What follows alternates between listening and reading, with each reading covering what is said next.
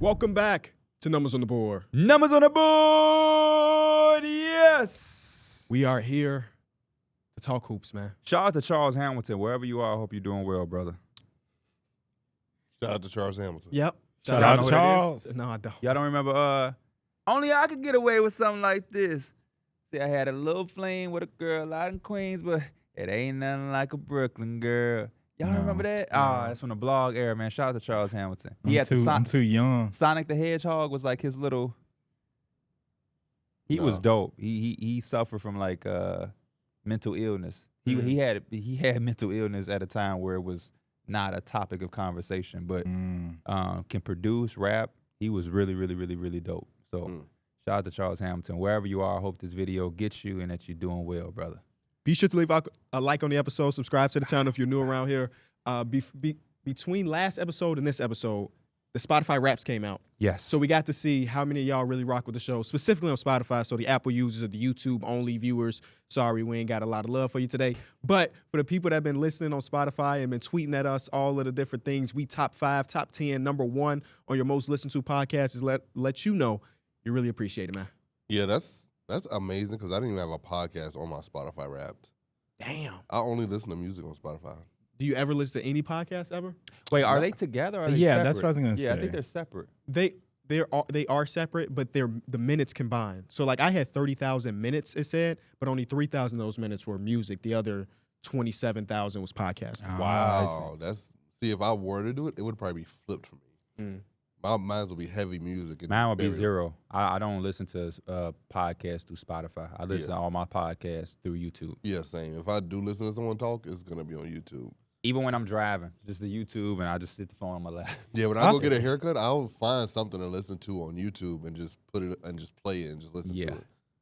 Bro, people be having too much like negative conversation about the reps. They be like, "Why you got him up there? Why you got him?" I'm like, bro, it's your spot. It's what you listen to. Even without it being negative, like people, it's crazy because people would send me theirs and they'll be like, they'll put something out there that's like, "Don't judge me" or "cook me," and I'm like, "There's nothing wrong with your list, bro. I'm not going to played cook into you." the meme this year. I did have to get on somebody ass though, because he was thirsty. No, I had to get on Reese. Because he had $1 Million Baby in his top 5, and I'm like, "Hey, Reese? Reese? Yes. Oh, I hope he has 600 minutes of music listened to then. Because sometimes we don't have a lot of music. It's inflated.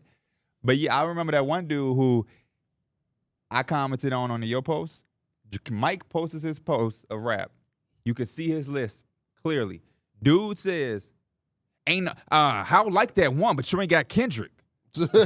Mike said, I'm reading it, but I can hear Mike say, he's number 3. Yeah, he's literally number 3, bro. And dude was like, "Oh, my bad. Seeing Drake at 1 just made me like," what'd he say? "I just saw red. It made me see red, and I didn't even see Kendrick up there."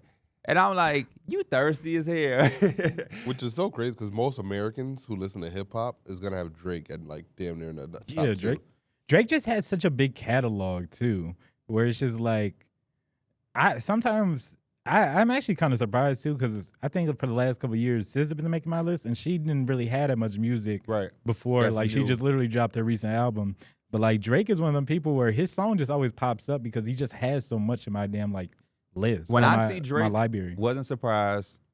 Seeing Kendrick, wasn't surprised. The dude who I listen to him a lot, but when I just looked around, people I didn't even know, dog. Future was in everybody. I don't know how Future made it. Future did drop 2 albums this year.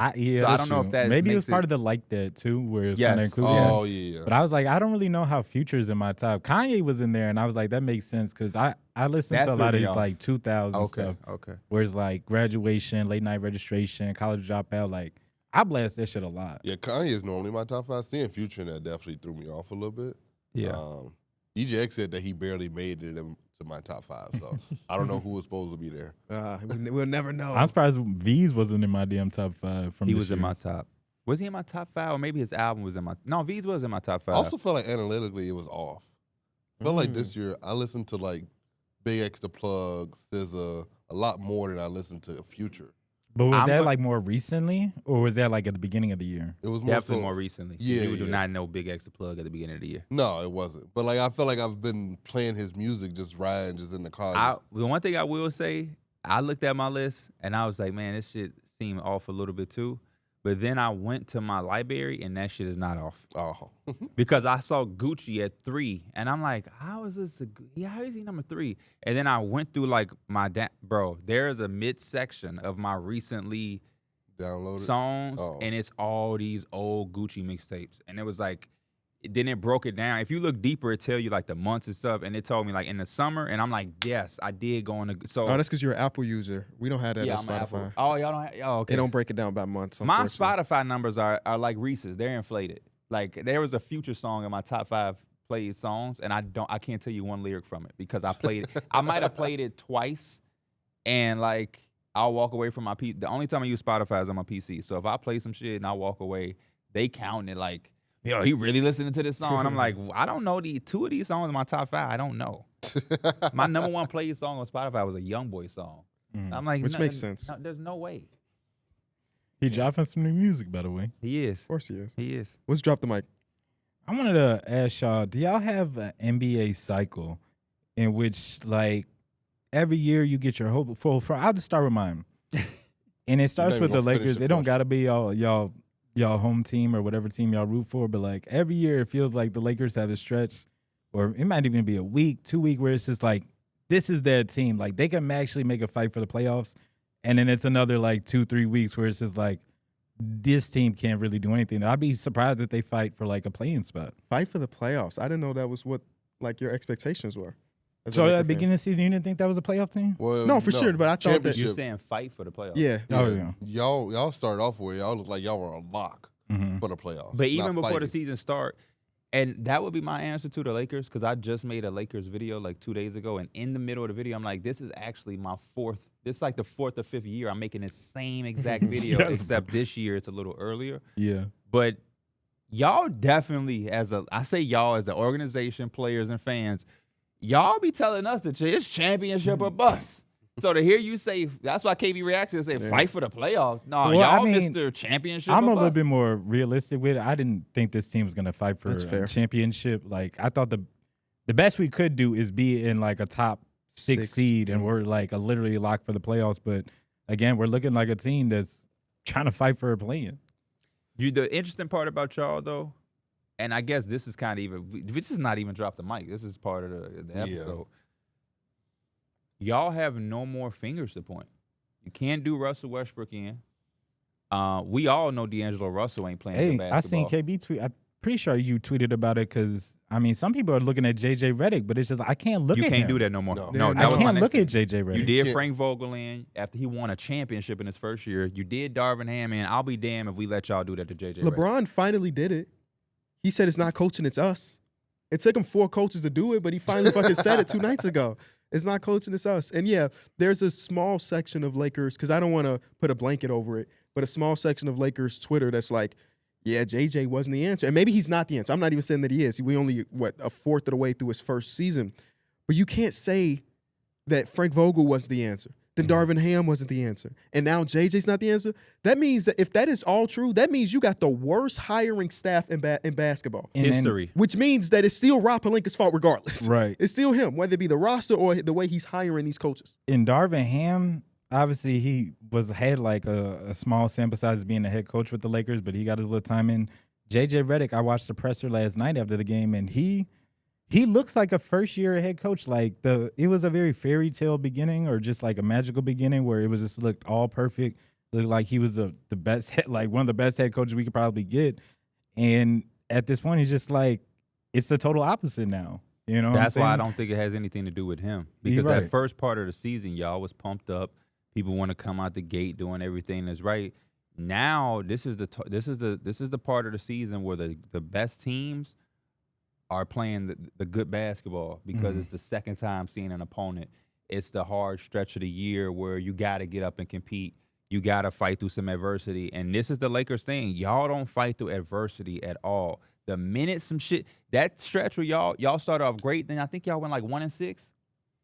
It's because we're like 2-9, 2-8. Now y'all are like on a 2-9. I'm saying y'all had a stretch where y'all went 1-6. Then y'all got back on track when LeBron was hitting them shots at the end of the games, and now y'all back on a 2-9 or whatever.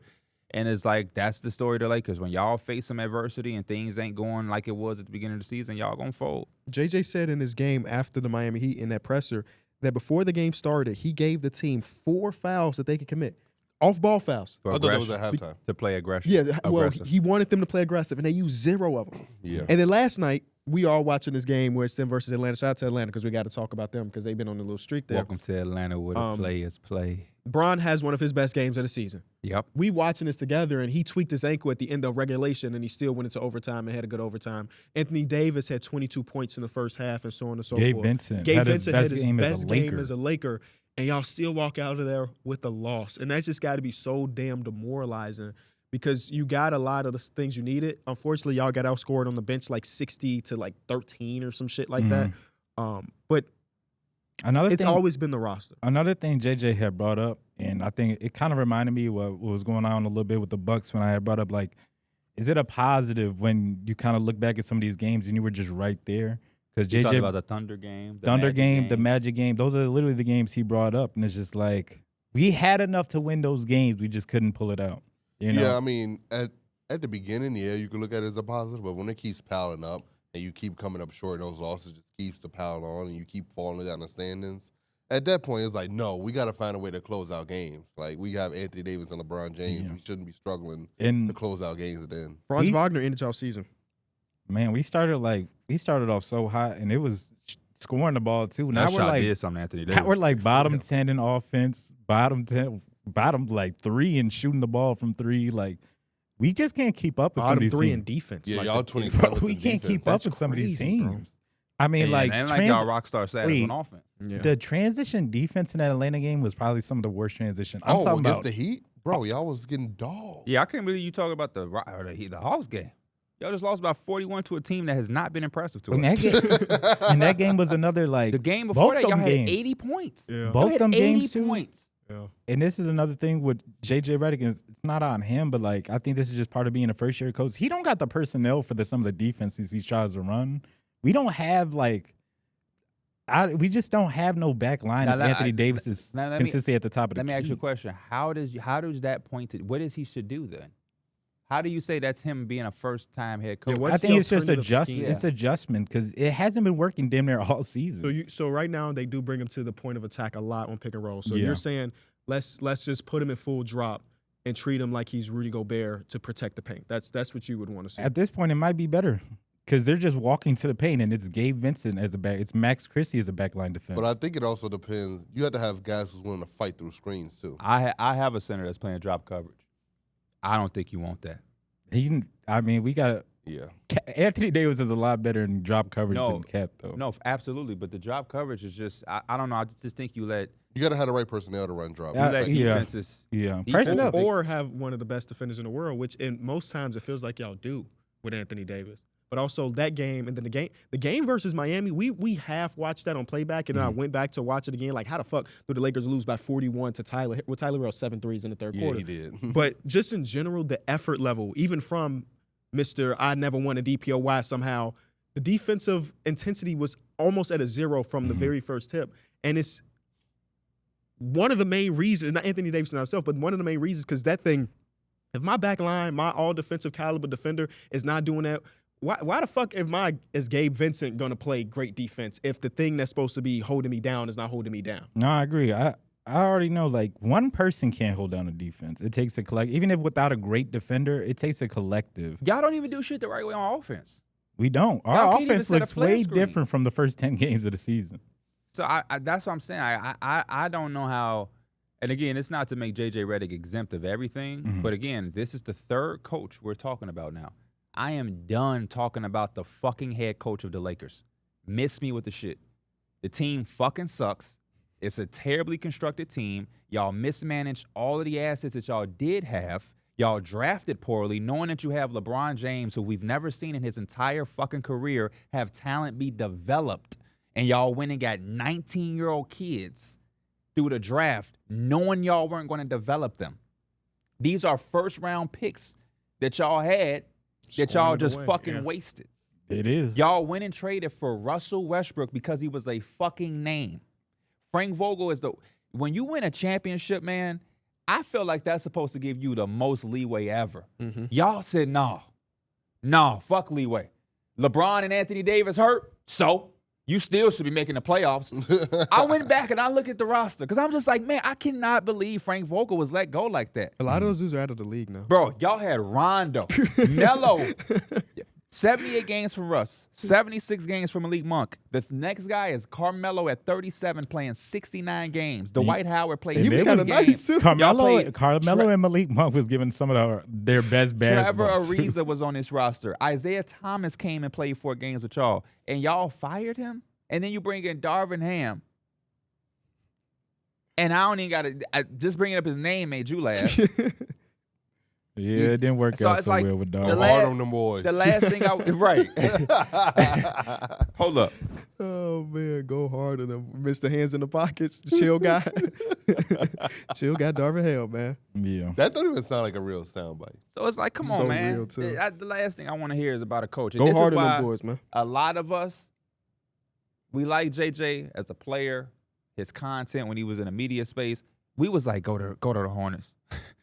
Go to the Hornets, JJ. I said it was the worst thing he could have done. Don't go to the Lakers, bro. I'm Go to the telling you, in Hornets. that presser, like Hit up John Shire. he Go be a literally looked Blue shocked Devil. in that presser, just like I'm back. I'm in this spot right now, and it's just like, man, yeah, it comes with the territory of being the head coach of the damn I'm excited Lakers. for y'all to go. When post LeBron era, No, that don't come. Losing by 41, having 80 the game before, that don't come with the territory of being the Lakers coach. Because when you go and you get a job that got Anthony Davis and LeBron James, you're not expecting that.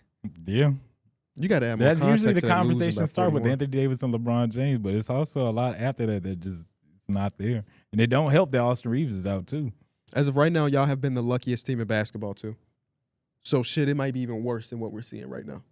In what way? like they had an easy schedule. To No, y'all expected wins. Y'all way higher than y'all expected wins based on y'all stats.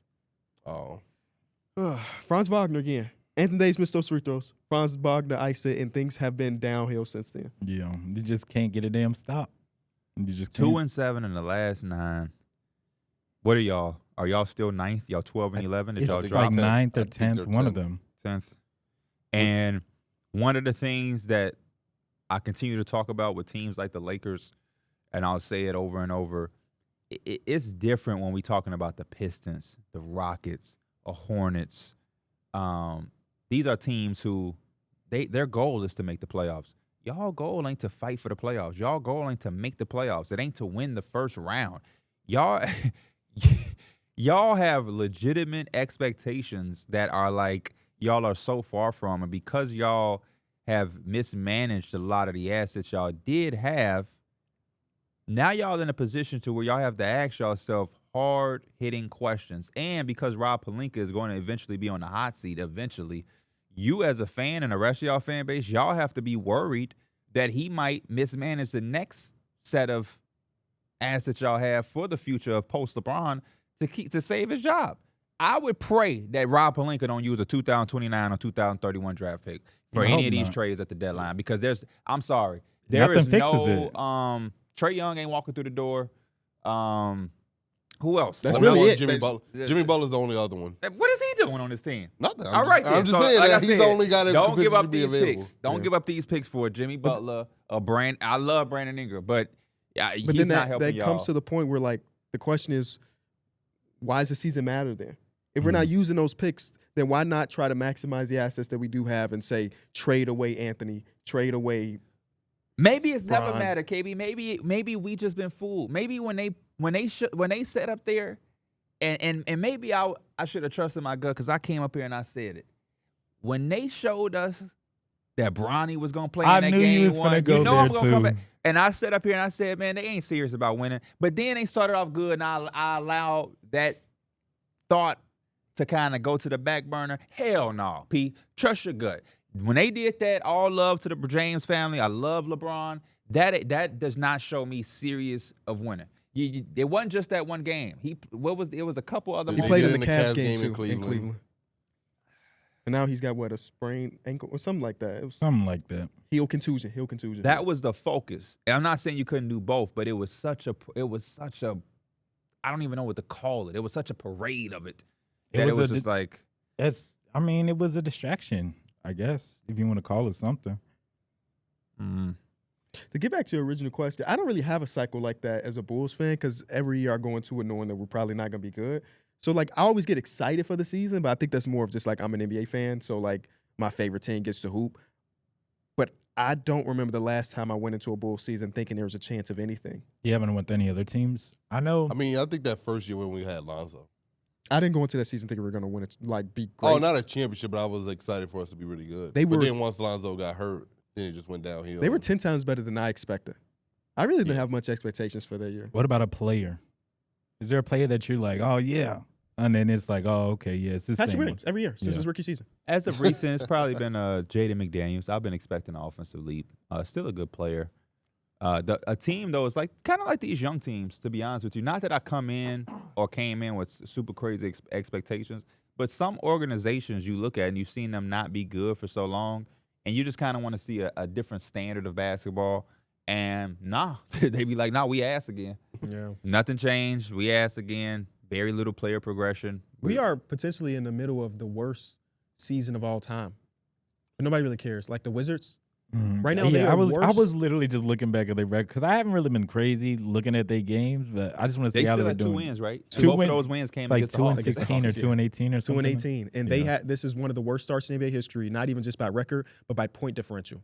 They are 2 times worse than the Detroit Pistons were last year, who also were 2-18. Because the Pistons were in games, and that's what I was talking about. I didn't want to say no name, but yeah, did I think the Wizards were going to make the playoffs? No, but did I think the Wizards are going to be?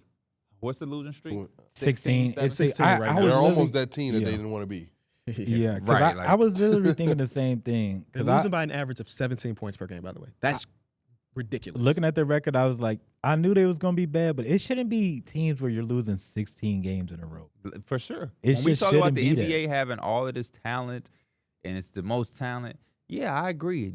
There's going to be bad teams and good teams, but yeah, I really don't think we should really have teams losing 20 games like it's nothing. Like this last year we had, it looked like it's going to happen this year, and it's kind of mind-blowing and head-scratching that we still have this. And so, yeah, like I would say that's my cycle. Thinking ass teams are going to improve to be bad, but they get extra ass. They get thicker.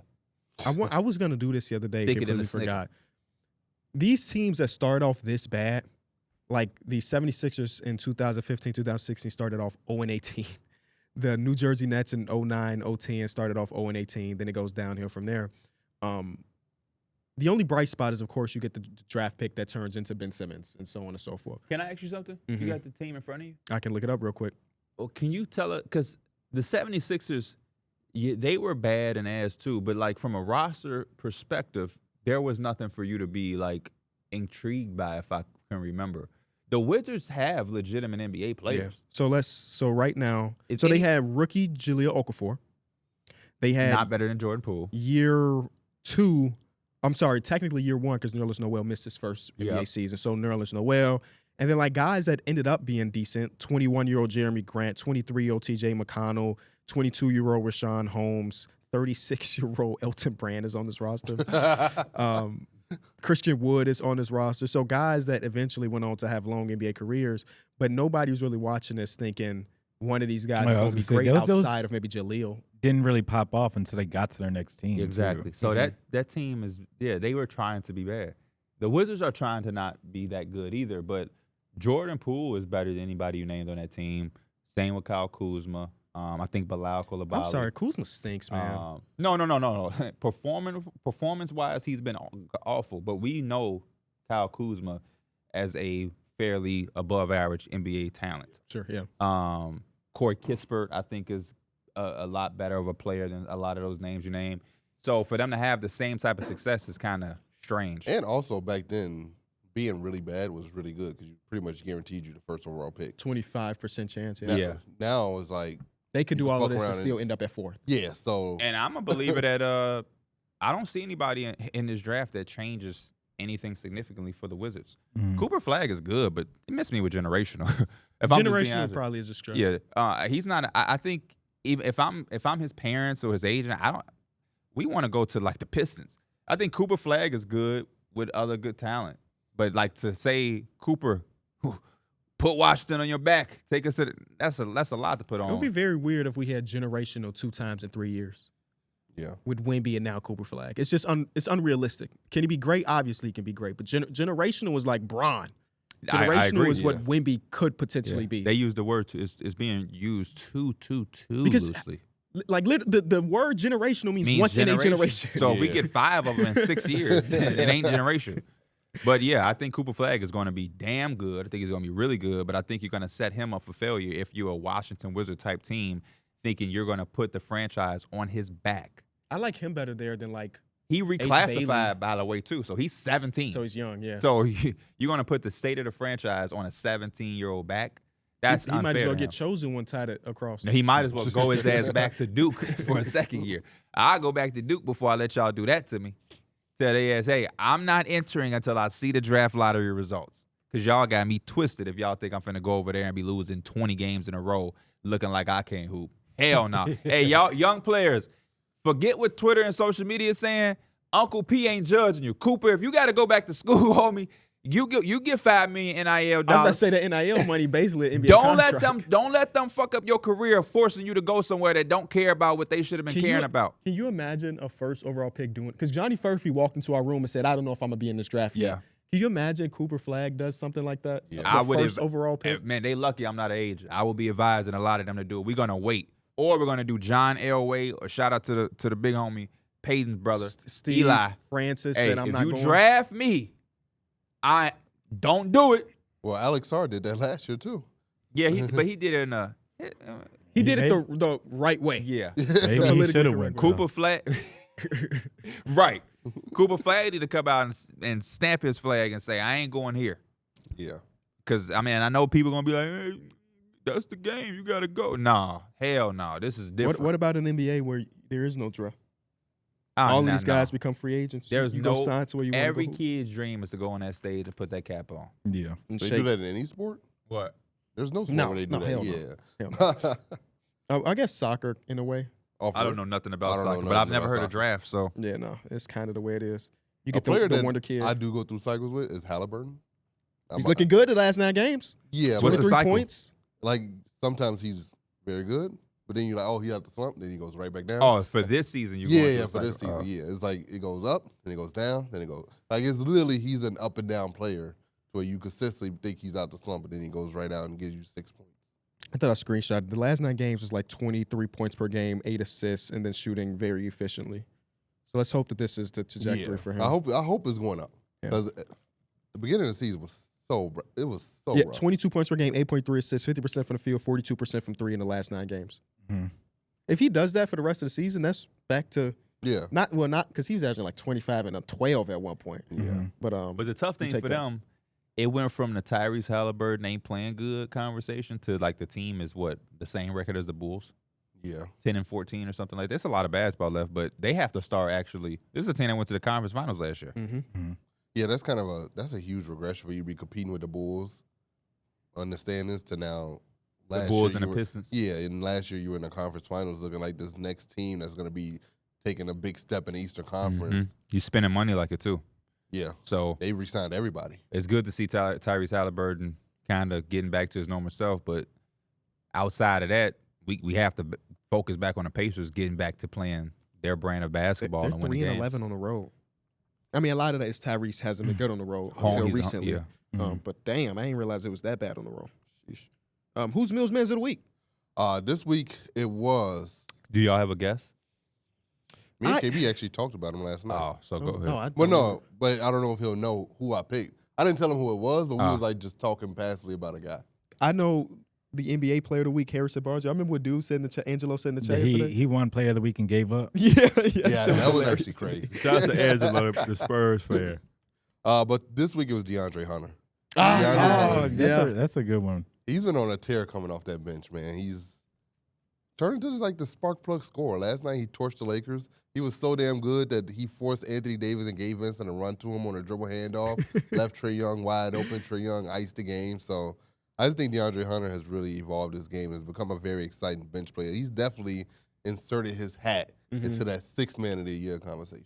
You know why I like it a lot, Darrick? Because his previous years of his career was 15, 15, 13, 15, 12 points per game. So he's always been at least a double-digit scorer. But those years didn't feel very impactful. No, right now he feels like an impactful player. Yes, it feels like an impactful basketball player now. And I think back then it's because he was starting. He also was looked at to be this like 3-and-D wing. And I think Premier. Premier 3. Now he just seems like he just plays freely. Before he was hurt, though, he was a damn good defender. Like, I thought he was one of the better screen navigators, too, before he started, like, going through a bunch of injuries. They put that team together, and boy, it was supposed to be him, Herder, Reddish. Yeah. Like, they were supposed to be able to just surround Trae with shooting and perimeter defense. But so I think they've kind of done that now, though. Yes, so let's talk about the Hawks, because they're on their win streak, and their win streak got them, one game over 500? So they're still the Hawks of previous years because they always just 500.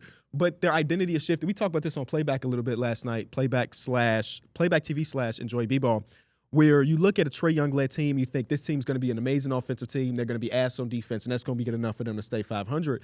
But now it's kind of flipped, where the offense isn't as potent as previous years, but they really have a good defense. And earlier in the season, we were talking about the Hawks and them being struggling, and I was like, what the fuck is Quinn Snyder doing? He was known as a defensive-oriented coach. Now it's happening. He's got the wings of DeAndre Hunter, Dyson Daniels, Jalen Johnson. They got the bigs and Clint Capella and Onyeka Okongwu, who is not defending as good as we think he should. But for the most part, they fielded a good team, and Trae Young has continued to get better on the defensive side of the ball. Because of his size, he'll never be one of the best. Zachary Richardson, too. Yes. He just have long wing. Vic Krejci, when he's healthy, comes in. And Larry Nance is a hustle, hard-nosed guy when he plays. In the last Keaton couple Wallace. games, that's your boy. It's been calves, wins. They beat the Bucks when they were on their win streak. And then not that the Lakers are this powerhouse, but they beat L.A. Like, these are good wins that they're piling up. They also do have the 2 losses to the fucking Wizards. I've been really impressed with the evolution of Trae Young, and it's not so much like he just significant, like his game has really changed, but he's more so just looking for his teammates. And with the team that they have, like, it's been working them. He gets everybody involved, and if need be, like, he's gonna start getting his. And for the Lakers game, he started turning up. Like, he was hitting all his threes, and eventually hit the game-winning shot. But it's like he looks like a little bit different Trae Young that we've seen. Looks more mature. Yeah, looks a lot more mature. He doesn't let his shot not fall and hinder his play at all. Even on the other side of the ball, a lot of the dudes who are technically bad defenders, they shot not falling. The defense is definitely about to drop because they're not locked in and engaged. But Trae Young, surprisingly, is still engaged on the defensive side of the ball, and I think that's that culture that Dyson Daniels, Jalen Johnson, those young guys have like instilled over there. They've like shifted that whole culture, especially Dyson Daniels. He gave a lot of credit to Dyson Daniels. Yeah. As he should, because Dyson still hella deflections. I mean, he had the possession last game against the Lakers. Shout out to Braun for the chase down. That was crazy. Oh, yeah. But he's I don't remember if he hit the 3 first and then got the steal and hit a floater, or he hit a floater then got to hit a 3 regardless. He had a little stretch there where his defense was like one of the reasons why they were able to stay in the game and eventually win, which is dope. Yeah, he seals games with steals. Like, it's crazy to see. Less is more theory. But I do love the fact that he's able to have a Jalen Johnson. I think that opens up a lot because Jalen Johnson is a guy that can do so much on a basketball court. It felt like John Collins was his running mate for those years. John Collins wasn't as dimensional as Jalen Johnson. He's kind of like pick and pop or pick and roll for a lob. Jalen Johnson could get the rebound and push it himself. Yes. He can make a play. He can be a lob threat. He does a lot of great He can stuff. knock down a shot or two out of the corner. I love it when he gets the rebound and he pushes the tempo. Yeah, I agree. But it gives them a different look of unpredictability. And then Dyson Daniels is a similar player where we know what he can do defensively, but offensively, Dyson Daniels can make a play and do a bunch of different things. They're like connecting pieces, a high-level connecting pieces versus just like Trae Young got the ball, and if he ain't making a shot for Kevin Huerter can't really get shit popping. Yeah, we was talking about it yesterday. I was like, KB, it's so unfortunate that 00 he didn't take the starting job. Like, it seemed like it was there, and he started off so damn good at the beginning of the season. Then he got hurt, and I thought he was going to come back and just come back to who he was.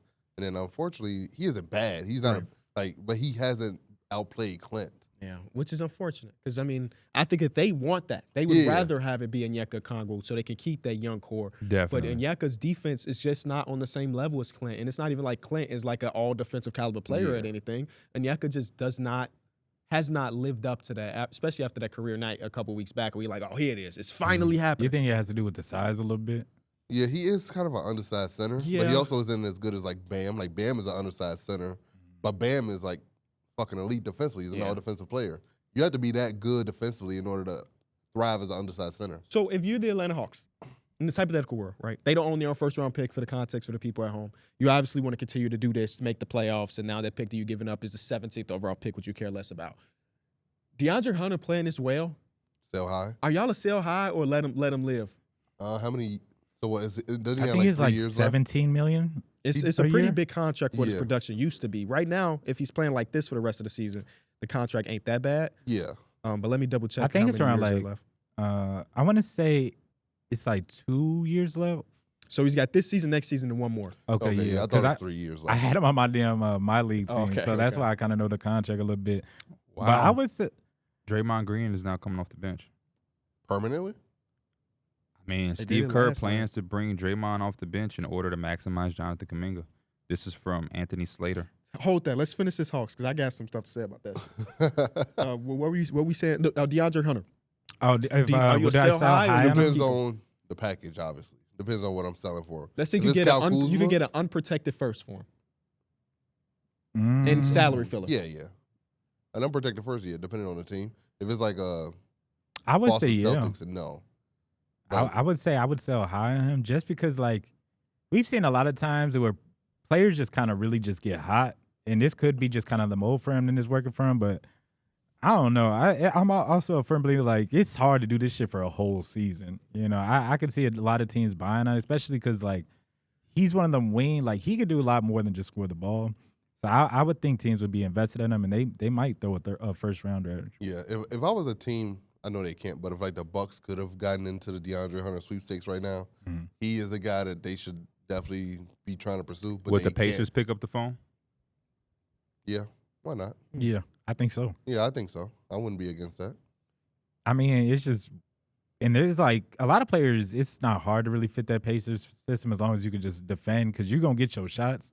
But, like, he can literally fit the, like, he's almost a bigger Aaron Nesmith. Yeah. I think him already coming off the bench creates a bigger market. Shout out to my vet, Andre Iguodala.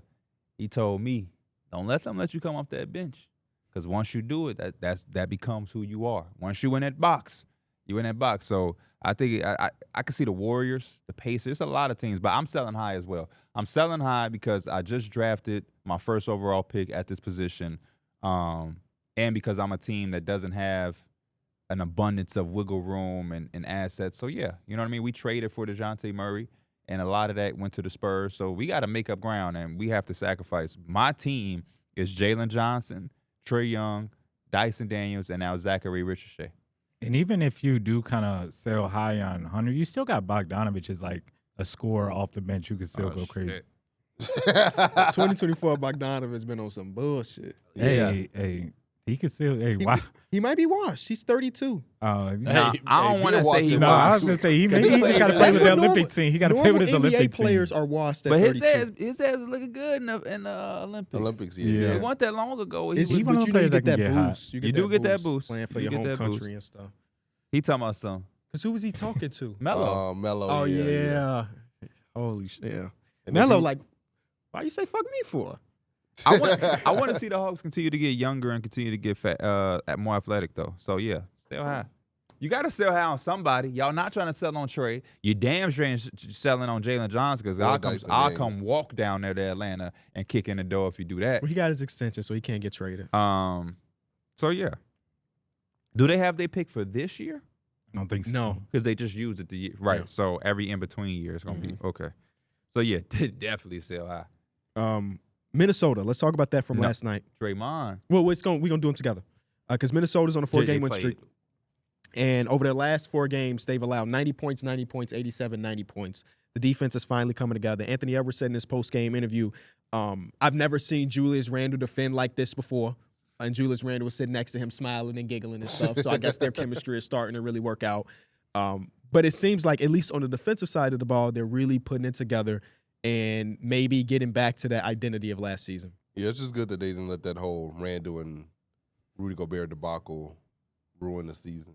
You could definitely tell that there was some animosity there between them two. Mm-hmm.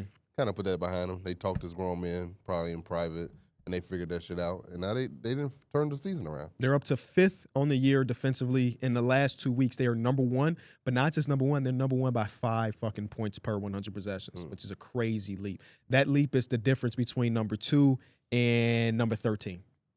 That's crazy. That's how good they were. Shout out to that leadership from Ant-Man. Like, that's another reason why he's been such a phenomenal, just like franchise guy, is because he's been taking accountability. He'll point fingers at people, but in a like the right way where it's constructive, and he's calling people out for what they need to be called out for, and it works for him. I think it's a different too when somebody calls you out and they're not kind of following the same way, but he goes about it, and he's gonna show you on the court like, hey, follow my step, and we gonna go. Yeah, I don't think it was a coincidence. We saw Cat be his peak defensive version when he was with Anthony Edwards. I think Anthony Edwards' defense and his mentality is contagious to everyone around him. So you got to give a lot of credit to Rudy Gobert as well. When you talk about why you think about it so long? Right. Well, no, yeah, but I was saying like we even seen like one-on-one type stuff with Cat where he was like guarding in space and like he was doing things that we weren't accustomed to seeing him doing. The Kevin Durant series. Yeah. I get what you're saying. I think they just have a team culture of a lot of defenders. Yeah. They start with Rudy, then you got Ant, then you got McDaniels, and Kyle Anderson was on that team defending the kill. Mike Conley is playing some good basketball. This team is interesting. I like this team on paper. I think they could be dangerous, but I have to see more than stretches. And Julius Randle is a guy that when things aren't going so smooth, it can be like those situations, and that's going to be the thing for them when they get to that adversity. Because a week ago, Anthony Edwards was not talking like this. Mm-hmm. So he was saying we soft, we don't do this, we don't do that. So, but I think that's what makes him such a great leader too. For him to be this young, to be able to like say what feels like the right thing to say in order to get his team back on track is pretty impressive at the age of 23. Yeah. No, yeah, I like always it too. Himself too in these. You got to be. I think that's the best thing about leadership is just being able to be real, and like Mike said, being able to take accountability. My thing for the context of the team, though, but if you changing like this week by week, I mean, I still don't really know what team I'm getting. Like, what next week? What are we getting? You know what it reminds me of? Like what we say about a relationship, how you can only have it for so long before the real you comes back out. This feels like a little bit of that situation where, again, if it does go wrong, it could like the switch could flip right back for Julius Randle. For sure, I agree. I agree. And he's also a player who plays through stretches at a point where like he's playing very good for a stretch and then it regresses back and then you're like. The main thing Anthony Edwards said like a week or so ago, outside of we soft, a lot of players say shit like that.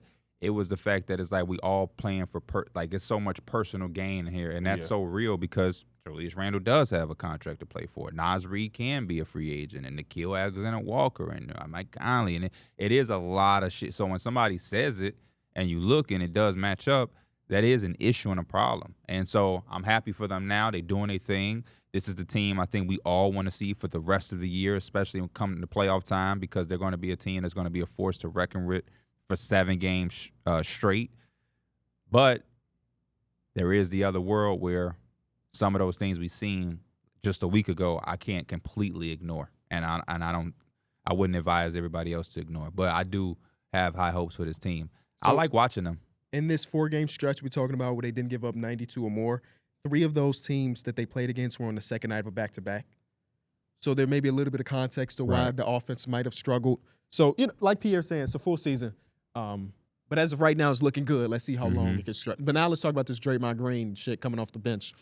The reason why that is so funny, because Shams Charania just went on TV and said they're trying to go get their secondary star. Mm-hmm. So the reason you start Jonathan Kuminga is to say, look how good this brother can look when you give him the opportunity to look good. Yes. Give him the full showcase. Let's see Jonathan Kuminga start. Let's see him give him 30 against the Houston Rockets the night before when there was no Steph Curry and no Draymond Green. And now that star player that we're trying to get, Jonathan Kuminga is a hot commodity. Because I think I asked you a few weeks back, when you trade Jonathan Kuminga in the trade package, what do you expect to get back? Are you expecting to try to get a star back? Are you expecting to just elevate the team with a couple really good role players like a Cam Johnson, or are you trying to go get a Jimmy Butler caliber player? And I guess they're swinging for the fences, man. Yeah, this is interesting just because I would never expect them, especially in the Steve Kerr era, to bring Draymond Green off the bench. They did it in the postseason. I don't know if you remember that when Draymond was coming back from his bullshit. Oh yeah, but that's a little different. Circumstances. Yeah, but I guess I do understand the business side of it. Let's let Kuminga thrive and put up these great numbers and let him show these other front offices what he could do if he comes here and he's a legit starter. So I get that part of it. So let it ride. As long as the team don't fall, they are starting to fall a little bit, but them and the Lakers are slowly coming back to earth. But as long as it ain't completely detrimental to the team and you think you can actually hit on a star, whoever I don't know who this star is. We don't know. That's the thing. I don't know. It's like it's Brandon Ingram, right. Jimmy Butler. And Brandon Ingram's not playing for the Warriors after the Olympics with him and Steve Kerr a few years back. Or FIBA. I'm sorry, not the Olympics. FIBA. I bet he would. He got to get paid. Brandon Ingram going home. You think he want to go back to the Lakers? They already said no. But they don't want him. He want to get paid. So I'll go anywhere that's going to play some extended basketball that's meaningful because the shit the Pelicans got me doing right now, man. Yeah, you thrive in that Warriors system. Even though I like the win when him and Herb Jones came back. But I agree with you wholeheartedly. When I look at the money of Jonathan Kuminga, what is it, $6-7 million? Still a rookie deal, yeah. You combine that with DeAnthony Melton, $12 million, that's like 19. You're not getting a Zach LaVine for $19 million. I wish you could. You're not getting a Jimmy Butler for $19 million. No. So when you use the word star, what star ain't making money?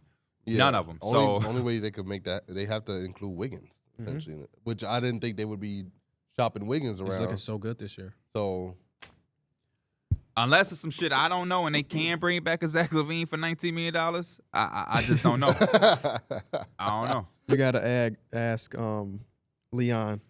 Leon found a way. Leon know how to cut the system. Leon or whoever's running the Dodgers with all the deferred money. Yeah. That's why it'd be funny seeing the Bucks names being all the trade rumors.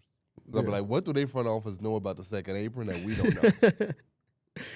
I would love Jonathan Kuminga in Chicago, though. I wouldn't be mad at that. Bro. Nice young talent. Him and Patrick Williams running on the Vooch and Zach LaVine might get traded, man. They might get traded the way they playing this season. Who? Oh, yeah, Vooch has increased his trade values 10 times. Mm-hmm.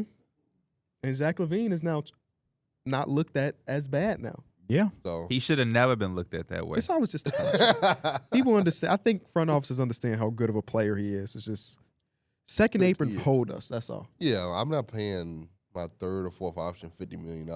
Yeah. That shit don't even make sense. Unless you're the Boston Celtics. Oh, I thought she was going to say the Suns or something like that. Oh. True, no facts. I was gonna say that's the reason you don't pay your third player $50 million. Who's their third player? Nobody on it. Their third option ain't getting $50 million. Who? The Boston Celtics. No, well, no, but they're all making a lot of money. Oh yeah. Drew Holiday damn near make more than Drew Holiday's making $30 million a year. Yeah. It's like the fifth best player. He was also rumored to have been getting ready to retire, so they had to give his ass something in order to convince him not. He found a way, man. I think when I turn 32, it's gonna be my last year. They said, "You want $50 million?" He said, "I guess I'll suit back up." Sound like Monty Williams, right? They had a big win yesterday against the Bucks. That was actually a good game. Before that game, early in the morning, Damian Lillard was saying that he doesn't like the narrative that he's a bad defender. Yeah, he was saying that they attacked him possession after possession. And then this was a couple of weeks ago, but they were talking about on the broadcast. They were saying like Damian Lillard, like statistically, is bit like people go against him more than anybody else, and it's just how it is. And it's like that's gonna be a thing they're gonna have to kind of find out how to survive because it's never gonna stop. Well, I like go ahead. Also, he also is the worst defender in the lineup. Like that's always gonna happen. And the smallest too. Yeah, who's ever the worst defender in the lineup? Like Luka gets targeted. Like Luka's gonna get targeted no matter what. So like if you go through all the teams, someone's gonna have that guy that just gets targeted. Whether it's a big that's slow-footed or it's a guard that's small. Like that's what they going for. I like the after the game though. Obviously they end up losing. Jason Tatum, phenomenal fourth quarter, 14 points, didn't miss a shot. I love when him and I love when the Jays go off. They together. do their thing. Michael Wilbon said that, hey, I know there's no such thing as moral victories, but if you're a Bucks fan, you walk out of this feeling okay. I agree. And then Windhorse is like, nope. I'm like, damn, ain't no way that we can say that. I do feel they that competed, way, though. I feel that way They too. did compete. They competed. They did. The Boston Celtics missed like 16, 17 threes in a row. That's a game. This is what Windhorst saying. They missed that many threes. It's a game that you have to win. But I'm thinking first game, Chris Middleton back after 2 ankle surgeries. A lot of circumstances. They're like them losing by a couple possessions. And it really boiled down to Giannis taking that errant 3. I don't know what the hell he was thinking because he hasn't shot threes all season long. But with a minute and a half to go, he pulls up with 19 seconds on the shot clock, a wing 3. And then on the other side, it led to a 3 for the Boston Celtics. That was kind of the icer of it all. But other than that, he was as dominant as he normally is. Damian Lillard had a really good offensive game, and they had people step up. Bobby, all of the post touches in the world, and all of the rebounds. I think this really was a moral victory. Yeah, and even Jaylen Brown is so good defensively, it's crazy. And offensively, but his all defensive. I don't think he gets the all defensive love that he deserves. Like, I think Jaylen Brown be picking up elite guards full court, and just pressing them, and then he goes on the other side and drop 30. Like, we don't see that from a lot of two-way players in the league today. A lot of guys that's on Jaylen Brown's level offensively, they would rather they were like Darrick White, Drew. Y'all take that. I got this heavy load on the offensive side of the ball, but no, he handles both sides of it. He even did it in the finals. He took the Luka assignment in the finals and still was doing this thing offensively. Like, Jaylen Brown, I don't think he gets the appreciation and love that he deserves. Is he better than Damian Lillard? Right now, yeah. Okay. I think he's like the best at taking advantage of his situation. Yes. Because like he does do all that on the offensive side, but it's like he's not creating the offense. Yeah. He's just scoring the ball. So he is damn good though. Yeah, I was gonna say he takes advantage of every opportunity, so you can't blame him. But it's like he takes advantage of the best situation basically ever, really. But that game that Tatum set out, this is like 2-3 nights ago, he was still phenomenal without Tatum on the court. It's was that game where he started off super high? Yeah, they just have so that was many against the Cavs, options. Right? No. That was the West team they went against. He came out and he hit like 4 threes in the first quarter. No, like that was against the Wolves. The Cavs game, he didn't the play. Wolves, That's the game he didn't play. He didn't play. Yeah. But Tatum doing what he does is incredible too. Where I think he also doesn't get the credit defensively that he deserves. Oh yeah. Now in this game, Giannis put his ass in literally put him under the basket like 4 or 5 times. It's Giannis. But other than that, like his help defense has been incredible. His switch defense onto the guards have been great. What do you have? 34, 10 and 8 or something crazy like that. Really great Jason Tatum game on national TV. They team unfair. Yeah. Like honestly, they would probably be beating teams by more if they didn't have stretches where they just want to like. And they don't I'm be okay having with Porzingis. shooting. What'd you say? They don't be having Porzingis. Yeah, they be having times where they literally shoot like 5, 6 threes in a row. And they all miss like those stretches. They can honestly just get like a couple easy baskets and keep piling on, but they just fired away. I said this in my podcast that like meeting expectations is boring, so that's why the Celtics don't get talked about. They're the best team in the league, and they perform like the best team in the league more likely than not. Yep. So it's like when they take care of business, it's like the Celtics being the Celtics again. There's really no notes other than saying that Peyton Pritchard is the most efficient player in basketball. Yeah, it sucks when you're that good because you're just kind of waiting for April to come around. Yeah, in that game last night, like there's times where it's like Darrick White switched on to Bobby Portis, and like for all of the teams, that's a bucket for Bobby Portis. Bobby Portis was struggling sometimes. Actually, it was so bad that I got pissed that he got 3 post touches in a row. Bro, because he got Darrick White on. Yes. They are the most they have the most post frequency, but they are like one of the lowest percentiles of having success. They post up and don't score. They're like in the 10th percentile. Yeah. And a lot of that is like Bobby Portis. Bobby Portis. Yeah. Mm-hmm. Bobby Portis. Because when you think about Giannis isn't like essentially posting up. He's like attacking from the top. So like he's not the post up guy. And he now got the hezzy pull. Oh yeah, the hezzy pull nasty. It's nasty in a different way you say it. But he's making it at a very efficient rate. Especially when he's hot. When he's hot, boy, it's like a 2K takeover. Because what was that against the Pistons? He was dunking. And then he got to... This year definitely felt like he being like 2K Giannis because he really is just... The word is relentless for him because he really don't stop. Relentless finisher. I mean, we talking about the baskets he had. Literally, it's like, it ain't shit you could do. Mm-hmm. You just got to kind of live with it. And it's just Or you just do what I do. Somebody's doing that to me, I'll bust their head. He might bust your head back. No, he will. His brother's sitting court. Thanasi ain't got shit to lose. Isaiah Stewart definitely do whenever he play against him. No, it's fine. Isaiah Stewart get a dirty shot in on Giannis. That's why he do not like Giannis. I still remember that game. Giannis is cooking in that first half, and if you please go back and watch. Where he yanked him out the air? No, he's just doing this early on. Oh. He just like. I think that's still the same game where Giannis went up. No, it is the same game. But you talking about that play. I'm just talking about not even that serious, but just like whenever Giannis would score, he waving it off like, man, I don't care. And I was just like, what? Where is this coming from? What is he average against the Pistons over these last couple of years? Gotta be crazy. Yeah. He just better not make Isaiah Stewart bleed. LeBron almost learned what happens when that He sold me the other day, by the way. Who? Be honest, I took him for a double-double in the win against the Pistons. What, he got 8 rebounds? He got 8 rebounds because they bust their ass. Yesterday was Deuce's birthday, too. Mm-hmm. So you know. Jason Tatum said, I feel young and old at the same time. I'm 26 years old with a 7-year-old. You know Dad gonna snap on son's birthday. Yeah. Do y'all know it's Giannis' birthday, too? Yeah. Do y'all believe, birthday like, today? 30 yesterday. Yeah. He's 30? Mm-hmm. Oh, yeah. If y'all had to pick any time, would it be the better on a player on his birthday? Yeah. Yeah, birthdays and when they just got a fresh It feel good hearing Giannis older than me, man. One of the best players is older than me. When you older than all the best players, that's like, oh shit. I be thinking about that when it'd be like Anthony Edwards. I'm like, this dude is 23 That's years what I'm old with his saying. a whole franchise basically at his feet. Yeah. $200 million contract starting soon. 23 years old. You sound like a hater. I know, right? He going on like a hater. A movie star. Got everything. Right. Damn. And more coming his way. All right, we got to take a break. When we come back, we'll try to talk about the fans or the fans that Fan bases with the least to look forward to in the future.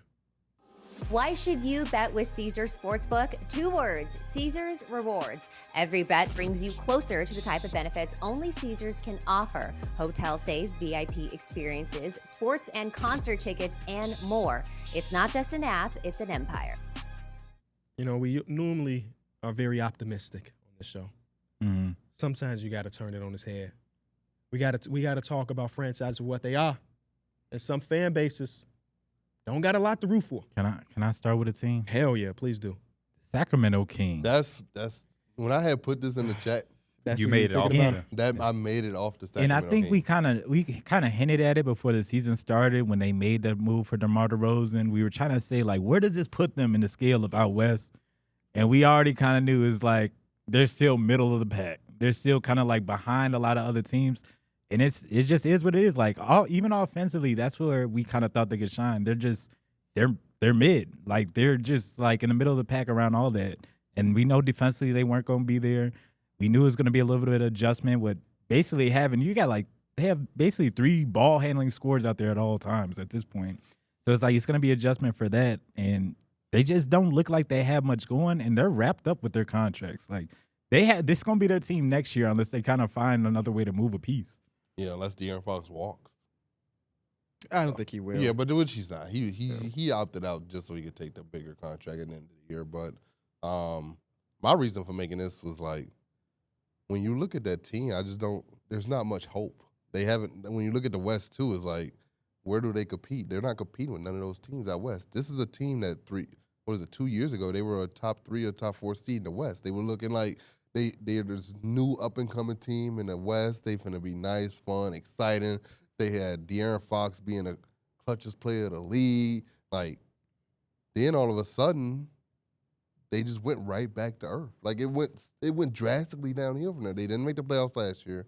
And then this year, they're looking like a team that's not going to make the playoffs again. So, like, to go from that high where they're lighting the beam, everything's good, everything's immaculate, and it's like, now it's like, damn, what the fuck? They're a team that has 2 of the best fourth-quarter scorers who can't close out games, too. Mm. So does that mean that they don't have 2 of the best fourth-quarter scorers? I think it's just hard when you got 2. Like, part of what made the last couple of years with De'Aaron Fox so damn good is just like what Sabonis said, like, man, this fourth quarter, we give De'Aaron Fox the ball. Like, it's finding multiple hands because you need Malik Monk to be effective. You need DeMar DeRozan to be effective. You need everybody to be effective, and those guys need the ball. And also, having Malik Monk starting out, your bench sucks. Yeah, Keegan Murray's like, he's just not the same three-point shooter. He's not having the same year. Ooh. Well, yeah, his thing is also, I think, playing with DeMar obviously limits your shots. I felt like he was going to be the one that took the biggest impact. Look. Go look though and tell me if he's taking the impact. Because I think he's getting the same Well, no, looks. but I'm just saying, like, He's in getting general, good just like looks. the flow of the game is a little different once you add DeMar DeRozan in versus Keegan Murray. Like a lot of times last year when Monk isn't in the game, he's the third option. Like now when DeMar starting, he's now dropped down to the fourth option. Like there's just a Do you whole. think that has something to do with his efficiency? Though, like, No, does I that just impact his efficiency? Playing I would with say he's DeMar the DeRozan- fifth option, honestly. Yeah, DeMar DeRozan now is gonna just grant it more shots, he's a more ball dominant guy. So like, you can only have so many ball dominant guys to where at some point it just messes up the rhythm. In my mind, the main question going into the season was like, how do they maintain their identity of this fast-paced team when you add DeMar DeRozan, who's historically been on slow teams? Mm-hmm. When he's with the Bulls, we were always bottom 5. Before that, when he was with the Kings, they were not a fast team, and this was a team that has fucking De'Aaron Fox, Malik Monk, and all these different athletes. I mean, If they I'm not have mistaken, dropped off completely. Were they when a it comes fast to team? Were they like a top 10 pace team last year? that. When I it thought comes their to pace had fell off. transition, they were 5th in frequency in transition last season. Okay. This year, they're 25th. Oh, When it that's a comes- big drop. Big drop. And then off steals, the frequency is from 16th to 29th. And then off live rebounds, they were 6th last year to 25th.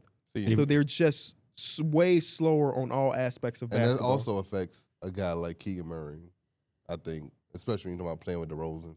DeRozan's gonna get the ball and bring it the ball slow. Like that's just a whole That's what different. the old heads do. They're Yeah, it's trying a to say whole the different energy. flow to the game now that he has to adjust to. Overall, they're 17th in pace, right between the Spurs and the Suns. I think that they're trying to figure out, well, Mike Brown's trying to figure out how the hell he run these lineups where he was starting a lot of Kevin Huerter, and Kings fans were upset because Keon Ellis played so well last season. I understand that completely, but I'm sure in Mike Brown's head we have the highest mid-range shooting team in basketball by a wide margin. If you look at the frequency they take mid-ranges versus the number 2 team, it's kind of crazy. So they were looking for somebody, a Kevin Huerter, who's supposed to be a specialist, he's not really that anymore, to incorporate some more three-point shooting in the lineup. Obviously, it didn't work out. I can't excuse the fact that 2 nights ago, Keon Ellis played 3 fucking minutes. There's no way that you can tell me that Keon Ellis deserves to play 3, and then the game after that, he plays 20-something, and he has a really good game. You know what they gave him, right? What's that? Defensive player of the game. As they should. He usually, if they're giving that award out every game, Keon is probably winning 90% of the time. Him or Keegan is one or the other. I've also liked Keon Ellis' offensive game this season too. He's had some really big moments for them shooting the ball. There one game he couldn't miss in that first half. What game was that? I don't remember who it was against. Man, he could not miss. Again, 2K, my team. That's a moment card right there. But I don't know. I came into the season asking y'all that question. The DeMar DeRozan move, I get it. It's an aggressive move. You try to find a way to get better. But if this move doesn't move the needle for you that much, what do you do? That was my whole kind of objection to it. Was just like when you make certain moves, you want to see some type of progression from it. And they kind of are the same team and not the same team at the same standpoint. Very confusing team, though, because they're not as bad defensively as we think them to be. On offense, too. They're like top 12 in Real both. good offense. They do have the 2 fourth-quarter scores. I don't know. It's just Could it just be bad luck? No, I think they excited us and they caught us by surprise, and that kind of pumped our heads up a little bit.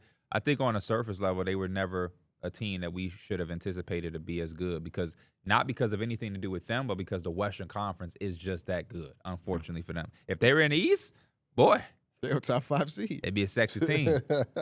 But yeah, I do think they have some deficiencies in their roster that when it's time to play a certain brand of basketball at a certain time of the season, it's going to be a little tough.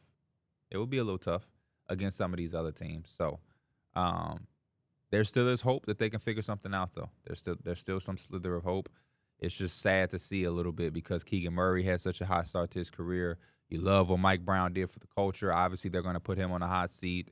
And then somebody's going to have to get traded or something like that. You know what I mean? And they went from being a sweetheart of the NBA to now we up here kind of saying they ain't that good. And it's just, you don't like to see stuff like that. So we'll see, though. Another team is the New Orleans Pelicans. For me, it just seems like they don't know. I would hate to be a fan of a team where I don't know what my best player is going to be available. Yeah. I don't know when he's going to be available, and when he is playing, he doesn't look great. It's been the story of his career too. And like when you look at Zion play, the explosion isn't the same as it was when he's not even old. The dude came into the league like 4 years ago. Yeah. And that's what it feels like, at least. I think it's year 6 for him? It's year 6? I think so. But like usually 6 years into your explosion is still there. Wait, what year are we in? 2024. He was 2019 draft? Yeah. Hey, can we have a real conversation? Every conversation we have up here he got to add like a mid-range jumper to his game, bro. We like, talked about that weeks ago. When It's he was playing. How about adding games played to his resume? He do. But I think adding that different part of his game is going to help him stay on the damn court. Yeah. I mean, when you're talking about constantly, only Giannis has been shown that he could do it. Giannis, and even that, now Giannis got the mid-range jumper. Blake Griffin literally said, bro, I had to add a jumper to my game because when it got to the playoff times, I felt like I literally was getting my ass beat. Like, my body couldn't take that much And Zion contact. still hasn't played a playoff series either. So, like, it's been this long of us having this number 1 overall pick that we're essentially building around. Can't even get to the playoffs with him. Every time we do make the playoffs, we have to go out there and fight without him. It's Brandon Ingram going out there trying to fight these teams by himself. So, like, I don't know what that fan base essentially just has to sit and wait for the front office to see what they decide to do. Because, right now, Zion hasn't shown us that he is the true number 1 piece that you could build around. An anonymous GM has said, and we're not saying that this is true, but I like it for the conversation, that the value of Zion Williamson, if he was available, is 1 first-round pick. Right? Yeah. I wouldn't. Yeah, I mean, why would I give you multiple first-round picks for a guy who can't stay on the court? My question is, if you are a team like the Hornets, I would invest in that. You would value Zion over whatever your first-round pick can be this year, even though, like, it's a lottery pick at this point. They're not good. I honestly would, but again, I would honestly, like, I wouldn't feel too comfortable. My number 1 guy can't stay healthy. If I got 2 guys that just literally can't stay on the floor, I'm going to be bad, bro. So I did a video about, like, 4 trades that could shake up the league. Yeah. And the Hornets trade was on there where they got Zion Williamson. I think they gave more than a first-round pick, but I was saying, if you were to sell Zion, the Pelicans, you should, because there's going to be a buy. Don't listen to people saying the Hornets. Yeah, KB, I'm taking the deal because I agree with what Mike's saying. Yeah, your top guys banged up or whatever, but what other way can you attempt to make something shake? Yeah, you know, free agent is coming over there. You have a limited time now with LaMelo. The time is ticking. You have to try something. And I think at best, they could be probably one of the, if not best, at least one of the funnest duos to watch in terms of a super creative point guard and a dude that, and Brandon Miller's been great. Honestly, I think that that's one of the biggest bright spots for the Hornets is that Brandon Miller has been great, and then when LaMelo has played, they look like the backcourt that you would want for your franchise. It just so happened that LaMelo went down, but 1-3, slight backcourt. Is there what do we call that? A front. When it's a 1-3, they're not a backcourt. It's we got to figure out a term for the 1-3 because you got a front court and you got a backcourt. But what happened if my 1 and 3 is intertwined? That's a mid court. Can't touch mid to your best players. we seen that yesterday because now that I'm thinking about it, when he's watched somebody talking about Chris Middleton in that playback stream and they called him K mid. I don't know if we can't do that. I don't know if he was saying just calling him K mid because it's Chris Middleton, or he was literally saying K mid because he mid. That's why you can't do it. I would do that trade though. Is there any team that should that my first round? Do the Washington Wizards value their first round? Yes, they have to. Yeah. Okay. You bring a Zion in to break a 19-game winning streak. Losing streak? That would. Losing streak just to then go back on a new 15 one. Or the bad teams that's doing a little solid, so they're not gonna have the first pick odds. Like Detroit Pistons, Raptors. Another dude that can't shoot on the Pistons. that lineup gonna be Chicago. Asar, Ron Holland, and Zion. Yeah. No, you gonna give up Ron Holland in the trade? Oh no. What about Portland? Oh my goodness. If I'm Portland, Chauncey Billups just said DeAndre Ayton played 2 minutes because he ain't like his spirit in the game. Yeah. Bring back that type of coaching. Hey, hold on. I actually like that. DeAndre Ayton in the first for Zion. They now get a center over there.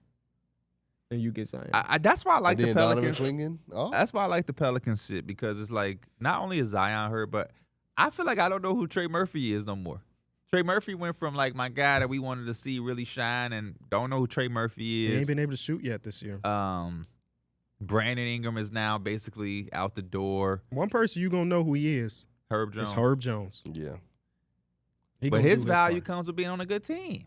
Can't have Herb Jones. You got 5. Well, he gonna make them a good team. You 5-24, and you got Herb Jones out there running through screens for what? For the 8th win in 40 games? Hell no. That's why we love Herb. It don't matter. I hate seeing great defenders who go out there and give it a all and just to win. You 7-33. Hell no, man. We got to get Herb playing meaningful basketball. Yeah, that's why I don't really judge certain players on bad teams. Like, judge them in a certain lens. Yeah. We definitely judge. They could be the reason why some like part of the team bad. Right. But I get what you're saying. Yeah, it's hard. Like when you say Jeremy Grant doesn't defend at the level that he used to, I also think that's predicated to like certain teams that he's been on. Hell no. I'm not giving him that. Because first of all, I don't be talking about the defense. I'll just say it's crazy that he used to be a stopper and then he became a scorer. The evolution is crazy. I'd be more so talking about the rebounder. Rebounding in basketball has nothing to do with the status of the team. You're 6'9", athletic as hell. Boy, if you don't get more than fucking 2 rebounds. When I think about his rebounds, I've seen games where he has 1 rebound. I be like, man, you forgot where you come from. He used to do nothing but hustle on that damn court. And I have no problem with the defense. It's just want and hustle. It's just kind of crazy. Not crazy. It's just dope to see a dude who was a defensive stopper coming off somebody's bench to now the last couple of stops. Yeah, he getting buckets. Yeah. I like that. Work on your game. But I don't like when you 6'9" and can jump out the gym and you got 1 rebound. They don't pay him to rebound. Okay, Jabari Parker. Keep not rebounding. We'll see if somebody pay your ass again. Well, Jabari said they don't pay me to play defense. I know what he said. It's the same context of saying what you get paid to do. His ass was out of the league not too long after that. But he doing his thing over there. Oh, I think he plays for Barcelona. Yeah. Oh, yeah. He. I was thinking it's Real Madrid, but I think you're right. King get a no dip, man. Love me some Jeremy. Me some Jeremy Grant. Who hit one yesterday? Jalen Suggs. Jalen Suggs, yeah. Jalen Suggs hit one yesterday. Then he decided to take 2 fucking. And he decided he was Paolo Banchero. Yeah, he hit that note. He is. He's so crazy. When Paolo was out, he stayed Paolo. He took 2 big threes that was big head scratchers that you was like, what the fuck? Turnaround 3-pointers from the corner. Are the teams y'all named short term or long term? We could do either. I was thinking for the Pelicans, it was for the Kings. I would say more so long term. For the Pelicans, I want to say yeah, it's a little bit of both. I want to say it's more so short term because it's just like it always feels like it's injuries, but then again, it's like this is an every year problem for them. Yeah, you know what I'm saying? Like they look better as they're starting to get healthy with DeJounte back, CJ back, and everything like that. But again, you still need everybody there, and that's never been the case for them. Yeah, I don't think they're making the playoffs. It's gonna be hard for them to dig their way out of this hole in the West. Yeah, in the West, they're 5-18. They're the worst team out West. That's so hard to climb out. 7 games behind the play-in right now. Yeah, 7 full games. That's incredible. Another team I'll throw out there is a team we just kind of talked about, Charlotte Hornets. And the reason I'm saying about the Hornets is much more so long-term. Mm-hmm. They've had a lot of the injuries. I do like Brandon Miller a lot. They just are in a situation where the time LaMelo Ball, almost called him Carmelo. LaMelo Ball just only seems, one Melo. It is only one Melo. LaMelo just seems like a guy who's just not going to stay in Charlotte.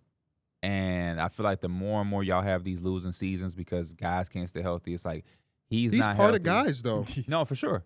He's not healthy. And you got Mark Williams, who I was glad to see back on the floor, but, for a long time, he hasn't been healthy. You having certain draft picks not necessarily pop off. They just haven't made a lot of the necessary moves that I think they need to. I do like the coach that they hired. I like Coach Lee. And I think they're doing some good things. I like the Brandon Miller pick. Obviously, LaMelo, Mark Williams. I just think they're kind of in a position to where they haven't showed enough progression, and the time is going to tick where LaMelo is going to try to get to a big market. It's just the writing's on the wall. It's who he is.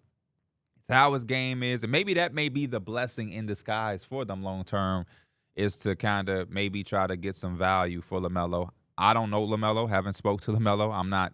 Yes, you have. It's saying, just been about 8 years. Yeah, before he was a Hornet. So I'm not saying that he don't. I can't sit up here and say he don't like Charlotte or anything, but he just, his game, his style, his flair. He damn near the president of Charlotte, the mayor. The way he be rolling through red lights. That is the driving mayor, go-karts on the mayor ceiling. is J. Cole. Understand that. J. Cole or Roy Williams. Shout out to UNC. 2'6", boy. That's where I'm from. That is crazy how he pulls out. He that said, arena. "Big ass chopper make God flinch." That red light do not exist to him. Did he roll over somebody's foot? He's LaMelo Ball. Did he roll over somebody's foot? I mean, purple ass car doing a dash through a red light. Turquoise car. We have exact car the same color as his jacket, running a red light. Do he not know he's one mistake away from a big lawsuit? He's been in lawsuits. He rolled over a person's foot. He don't care. That's chump chain. That's a chain. That's a grill to him. I rolled over your foot here, man. Damn. Stay out the way next time. But yeah, I don't know. The Hornets are kind of a team that I'm split on because I like some of the things that they've done. They're a fun team. But when you just look at a long-term situation, I can't help but think about LaMelo not wanting to be in Charlotte, being what are they, 6 and 18? I got the standings right here. They are currently 6 and 16. 6 and on 16. a 7-game losing streak, by the way. That's kind of interesting. But that's due to him not playing, though. Yeah. I didn't think about it like that because when I was kind of glancing these teams to see like who I just wanted to bring up, I did look at Charlotte, but in my head I was like, Got Brandon Miller. Miller. What we seen, it was damn near enough. And I know it was a small sample size, but I'm like, as a Hornets fan, or if I was, I'd be like, I really liked how they played together. But you brought up a good point, and people have been kind of talking about how like the size of their marketplace or whatever. But my question is, how do you get to that next bridge or next step? So eventually, say they are playing, like, how do you bring in that big free agent? Is it going to be a player like Zion where you buy low? Yeah, you have or to. Is it, can we actually sign? Who's going to want to go to Charlotte? You have Gordon to Hayward. trade. And try to actually make it help that bridge. Gordon Hayward. You said I think you Hayward. have to buy. I think you have to buy low. Yeah. I think you have to hit on your draft picks. Or you have to supremely overpay once players do hit the market. And it won't I be hope a top 20 player. It's going to be player 40 Charlotte through is the type 60. of It's gonna be like a franchise that's Jimmy going to Butler overpay type too. guy. I think Jimmy Butler's still a I think huge stretch. their thing is kind of like It would have to be a Fred VanVleet type, a Gordon Hayward type, a guy that might have been a one-time All-Star. Or here we go. You have a couple players who's going to hit the market. They're going to ask for a certain price. Their teams are saying they don't want to. This is where cap management comes into play. If Jonathan Kuminga wants $30 million and the Warriors say no, Charlotte, what do you think of Jonathan Kuminga? Because if you give him the $30 million, you overpay. It don't even have to be legitimate $30 million, but if you give him enough money to the Warriors, say, oh, hell no. You sign that offer sheet, boy, you're going to be in Charlotte. Are you willing and committed to see talent from that perspective? Because you have to damn near have like discernment or a preview of knowing what this could look like. You know what I mean? Yeah. The Rockets had, you could say they got lucky, but you got to get a Rockets some credit. They saw something with James Harden to be able to say, this is our guy.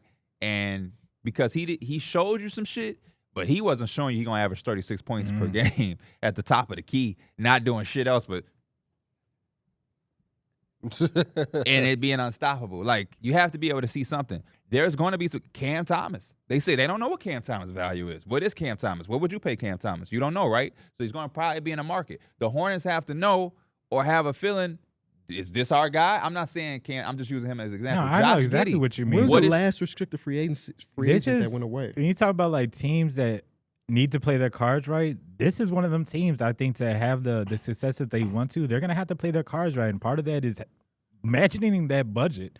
They're one of them teams that's probably going to overpay, but they really can't afford They it. always have to manage the budget because they are a smaller market team. They always have to. They always have to. Mm-hmm. They're always going to have to, and they're always going to have to draft right. To Jane Salon, it's too early to judge. That's going to have to be something. He's going to have to play. Mm-hmm. What was he, the 6th pick? 7 like pick. that, Yeah. You're gonna have to hit on that. You cannot miss on these picks when you are a team that can't go into the free agent market and get a Jimmy Butler or a Paul George. Paul George didn't even look that direction. I don't even know if they could have, but even if they could have had all of the money in the world. Who did they trade for Josh Green? Oh, PJ Washington. Oh, that was PJ. Oh no. Was that Grant Williams? No, Grant Williams came with them. Yeah, he came. Yeah, He was a part of the. That's a different trade. PJ Washington and Grant Williams is a different trade. He was a salary filler, so Klay Thompson could come there, wasn't he? Yes. He might have been. So they did some type of okay, because I was thinking small about what they did for him. Because I mean, he's just coming off the bench, but like, I mean, he's one of the young wings that could. But that's a You know move what that I'm I saying? like. Whereas like Josh Green shows some potential, not too much because with the Mavericks, let's take a chance. Yeah. That's kind of And the same. They've tried it. Restricted free agency is a scam. It feels like Definitely. Lindy Waters though was restricted free agent, and he ended up with the Warriors. Restricted free agent from the. Don't tell me. Lindy Waters was a restricted free agent that played for. The Pelicans. No, hell no. I forget. The Warrior. I mean the Thunder. Yes, the Thunder. You talk about a team that makes shit happen. Look at the Thunder.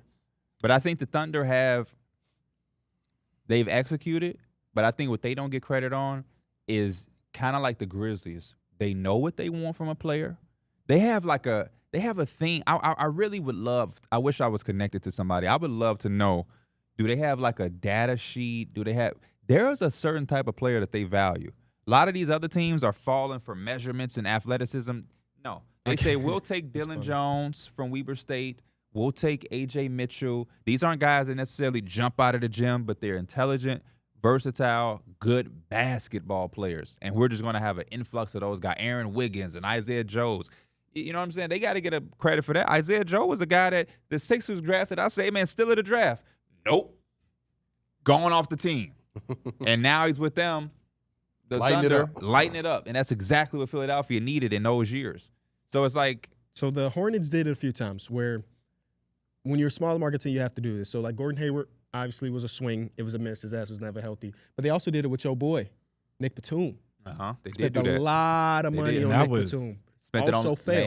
Lance Stevenson. Fail. Yes. So they've had the reputation of trying to do exactly what we're talking about. Where this guy may not like his current place. We're going to pay him more than what he's deserving. And it basically swung and missed every single time. But those times they did it, they also didn't have a LaMelo Ball. Mm-hmm. It was Kemba Walker. Yeah. You now have LaMelo, Brandon Miller, Mark. You have a little infrastructure. You just got to stay healthy. Just got to say, it felt like it was just Kemba. And you in the earlier days, you had Kemba and Al Jefferson. Jeremy Lamb, come on, man. But it was just Kemba. Shout out to Jeremy Lamb, though. That was a UConn backcourt. Yeah, it was. Super fun. But yeah, they I don't know. It's tough for those smaller market teams. That's why I have a little grace for them. I'm not trying to shit on the Hornets. I'm just. No, you just said you want to see LaMelo play for the Lakers. I want to see him play for the Clippers before I see him play for the Lakers. But I know the Ball family.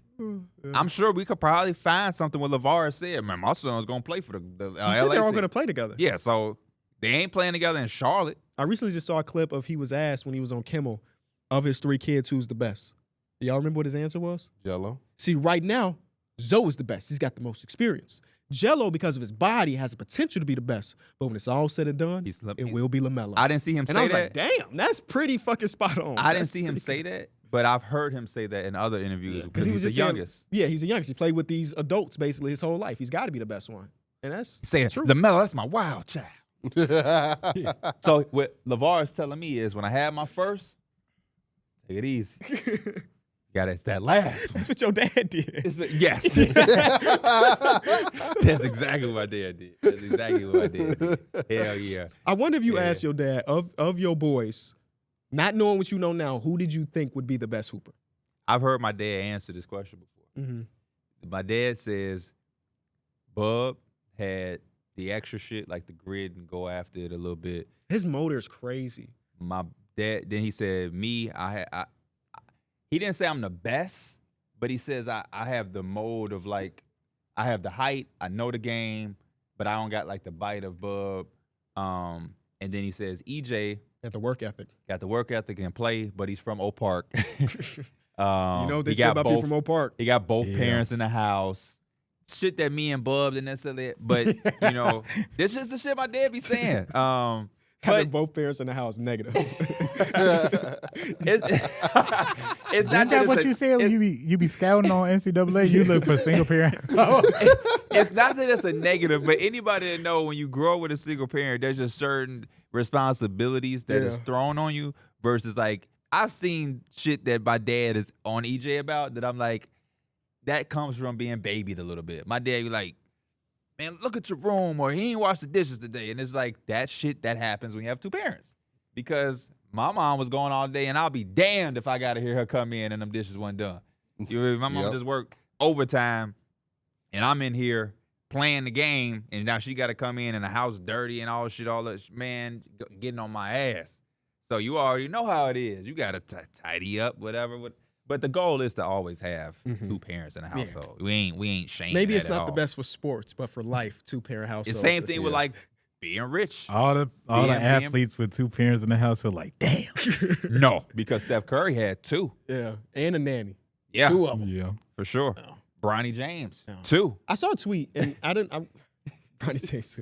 That was like LeBron is his dad. A lot of those TikToks you be showing us, you be like, I don't know if they parents together though. So let me. Parents could take pictures together and not be together. Sure. So, but last night we did see the Maxey mom and dad sitting next to each other at that game. Yeah. But we were talking about on the playback. Oh, okay. But there was a tweet that was basically saying that they can't sit together. So if it's a if the parents are together, they just always gotta hate each other. They have to. That's like the most. That's like a stigma you throwing out there, brother. I hate that stuff. No, my parents love each other, even though they ain't loved each other in 28 years. My parents love each other, even though they don't love each other. Yeah. I get what you're saying. Yeah. As far as I know, at least. They were saying that 50.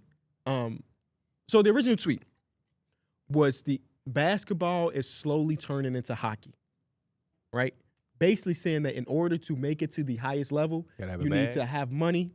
You need to be able to hire trainers. You need a nutrition. And you're kind of seeing like this new era of hoopers are not like Allen Iverson, who was, born in poverty and had to do and cut their way through the NBA, through everything to get to the NBA. Well, more it's like, we got this kid. He's 4 years old. Let's put a basketball in his hand, get him a trainer right now, and he can eventually get that way. And also with it being so much of, and I'm not saying I agree. I'm just bringing a point to the podcast where we have so many current players that are kin to players that played before, whether it be sons or cousins, nephews, and so on. That it's coming to the point where it's so much more tougher for an average kid from the hood to make it to the league versus it was in the 2000s or the 90s or so on and so forth. Yeah. I can see that. I definitely agree with that. Exposure is a big thing to have in any industry. You need to be able to play for a good AAU team, it feels like nowadays. And AAU costs a bunch of money to get to that point. What I'm always going to hang my hat on, though, is that if you can play basketball, you're going to be found. The thing that I be seeing, having a little brother in the midst of all of this shit and still kind of being tapped into some type of wavelength is, number one, you have a bunch of people who play the game for something. I think a lot of times when we was growing up, because there wasn't social media, we played it because we loved it. When we used to go to the court in the Plex, it wasn't because we was finna post some shit on TikTok. We was hooping because that's what we do and we love to do it. Yep. I think now it's become so much of a business that parents are even tapped in where it's like, I have seen my brother's AAU teams, players zone one day, they off, and you hearing, what happened to little homie? I was fucking with his game. Oh, parents took him off because it's too many mouths to feed. It's like, we never heard shit like that when we was growing up. My mama taking me off the team because Mike shot 13 times. You hear shit like that now. Oh, man, that's Mike's team. We got to get Pierre his own team. I never heard shit like that in my career when I was growing up. Now that's the reality of it. And I feel like, because it's so much of a business and parents are looking at it as a meal ticket or a gateway to get out, it kind of fucks up the game because it's going to be pay to play. If you have a bunch of trainers that can run it up on these delusional dumbass parents, the price is going to go up. Some of my favorite things is when players call out those TikTok videos. You'd be like, this is bullshit, man. What the fuck is this? This is not real training for players. There should be a series. Some former NBA players have a series where they go through training and just call out bullshit. Because a normal person wouldn't be able to really tell. I mean, sometimes, for sure. Yeah. But like a single mom is not going to be able to say, this dude holding a mop over my son's head is not good for basketball. Exactly. They're not going to be able to know. They're not going to be able to know at all. And all they want to do is put their son in the best position to have let's dial it back. A lot of people and parents want their son to be able to have a free ride to college because even if you can't get to the NBA, you're going to get a lot from being able to go to college for free, especially big institutions. A lot of basketball we look at is NBA overseas making money. But if you're able to go to a Duke or a North Carolina for 4 years, and even if you don't go play basketball after, that's still a even big less ass than that D2, D3. Yeah. College is fucking expensive, bro. And it's probably only getting more expensive. Yeah. Because it's been a long time since we've had to look into it. But I can imagine it's probably only going up. Y'all but pay y'all student loans? No. Sally Mae gonna get on that ass. Probably. You was waiting for Biden to do what the fuck he said he was gonna do. Yeah. I ain't concerned though. I ain't rich. I don't have no ties in the NBA. If I had a son or a nephew, if one of y'all had a son, come fuck with Uncle P and you're gonna be all right. You're gonna be a good basketball player. I can't guarantee the NBA for nobody, but I just think that there's a certain way to do it. The number one thing I think you do have to have though, you have to have somebody in your life, whether it's a parent, a brother, an uncle, that is invested with you. Oh, 100%. You have to have somebody in your corner, and this is for anything, but for the young kids, you have to be somebody that's as committed. Again, when we were younger, that's damn near for everything. That's too. everything. Yep. You know what I'm when saying? we were younger, we was kind of limited because outside of paying for the shit, you need somebody that's committed to taking you. Yes. Mhm. You mean just taking you was an Bro, uphill I battle for remember a lot when of I us. was in high school, like my mom had she had a few years where she was probably like, she lost so much weight because she was just going to the gym.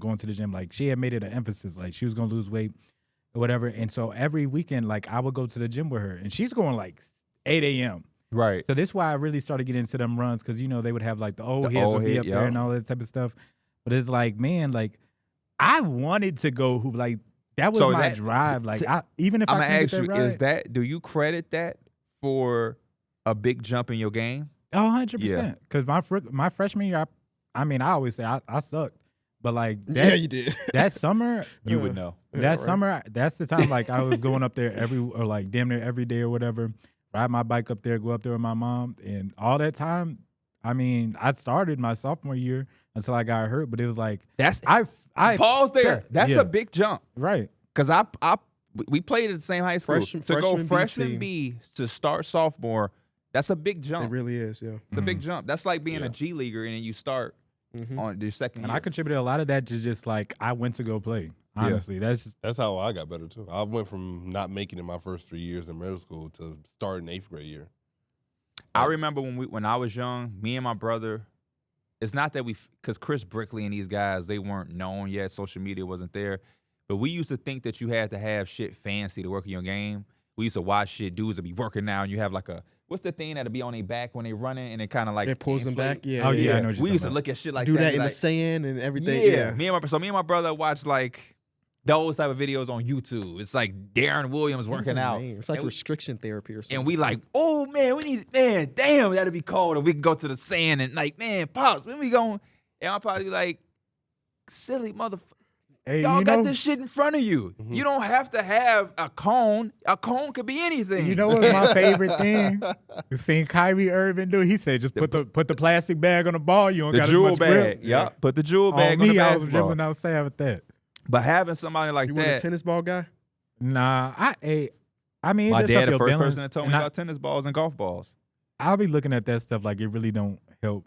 Which, like, I don't know. When I think about, like, the balance is one thing, but this also kind of goes to, like, the stuff Lethal Shooter, I guess, be doing. Like, he'll have, like, a ping pong ball. He'll throw it in I don't think that should benefit your game. Into a water bottle. I don't think that should benefit your game. Lethal Shooter, he's credited. Yeah, he's making content and when he's training people, he's not saying, go get that gummy bear real quick. Exactly. But Steve Nash did the golf ball and tennis ball thing, because if you can control that little ass thing that's bouncing everywhere, the basketball is going to be nothing. He said that he wasn't an athlete at all, but his best part of his athleticism was his balance.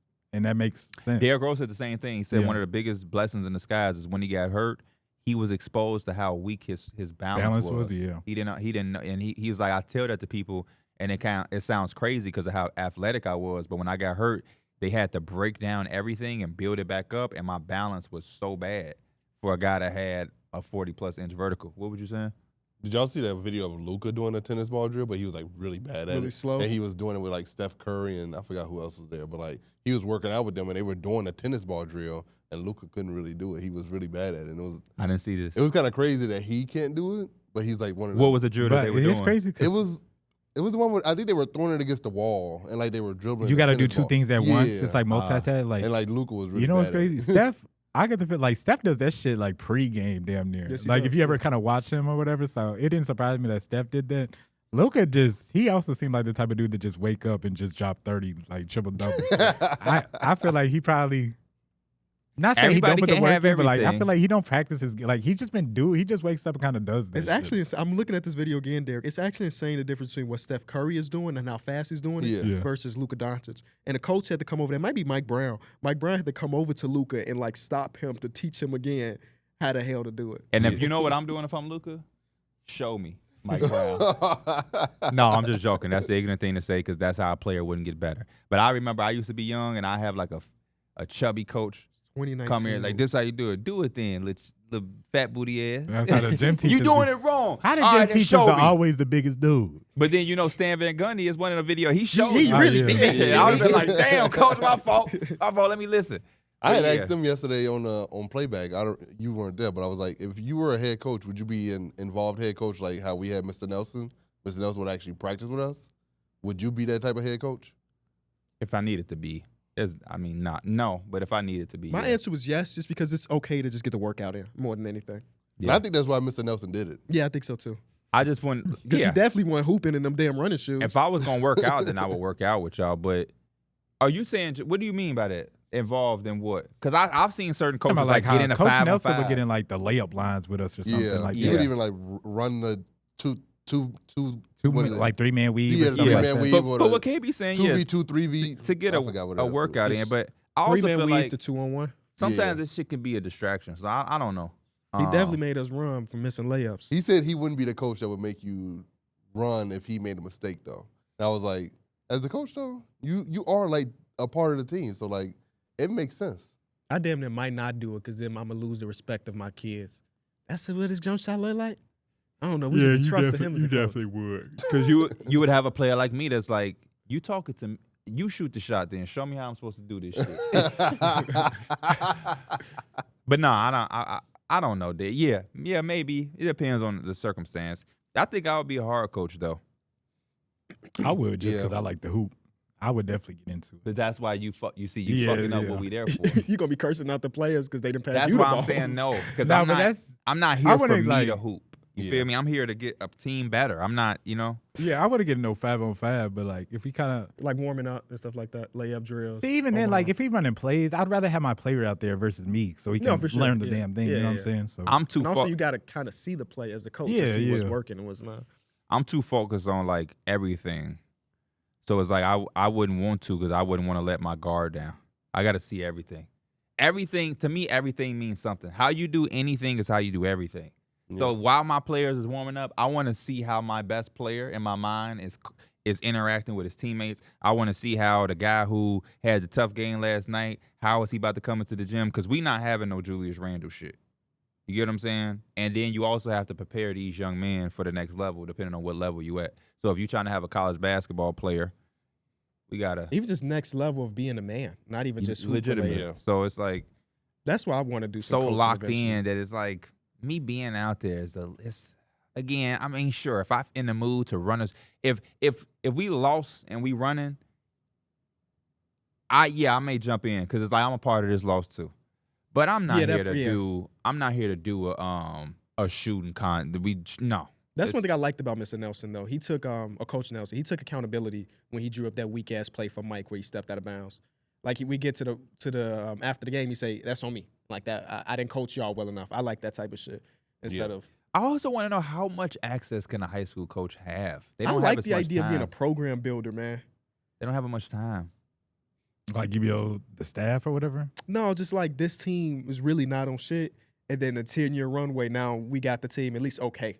Yeah. Like we've instilled some type of culture. Where people come to yeah. the I told school y'all to when I feel that. I was in an Uber one time, we was going on a trip, and my Uber driver found out like I did like the basketball stuff. He said that he went to this team, like this is like a small school or whatever, like a little private school. He's like, Yeah, they ain't won a game in 2 years. I started coaching them. They ended up winning like every game on the season. I'm like, get that fairy tale, Mighty Duck story out of here, dog. That's hilarious. That shit sound fake. Yeah, fake as That hell. sound very fake. He's Unless like, Who the you hell you randomly- sign? Yeah, unless you got a random influx of like freshmen that came in and like was really good. It's hard for me to picture KB as a coach because KB is such a nice guy. You gotta have some type of, at least a head coach. I'm trying to think of my coaching. You comp. have to have some asshole dickheadness to you as a coach because at certain times, you it's gonna be a time where you're not gonna be able to sugarcoat this shit. In the middle of the game, Mike just stepped out of bounds. Motherfucker. you got to grab one of your Sit the players. fuck Yeah. right here. Why the fuck would You got to step out do of where bounds? you go down the bench. You got to look for somebody to sub. I had a coach that was like that, and he was a teacher, but loved as a teacher. Nice guy. I had his class. I'm like, why is coach acting like this? That's because the monster come out in the actual game. That's what I feel like might happen with me though. Monster come out in the actual game. You be Because I seeing get me during the frustrated watching pro-am NBA game. ball. The program's just different, you know. But you do stupid shit.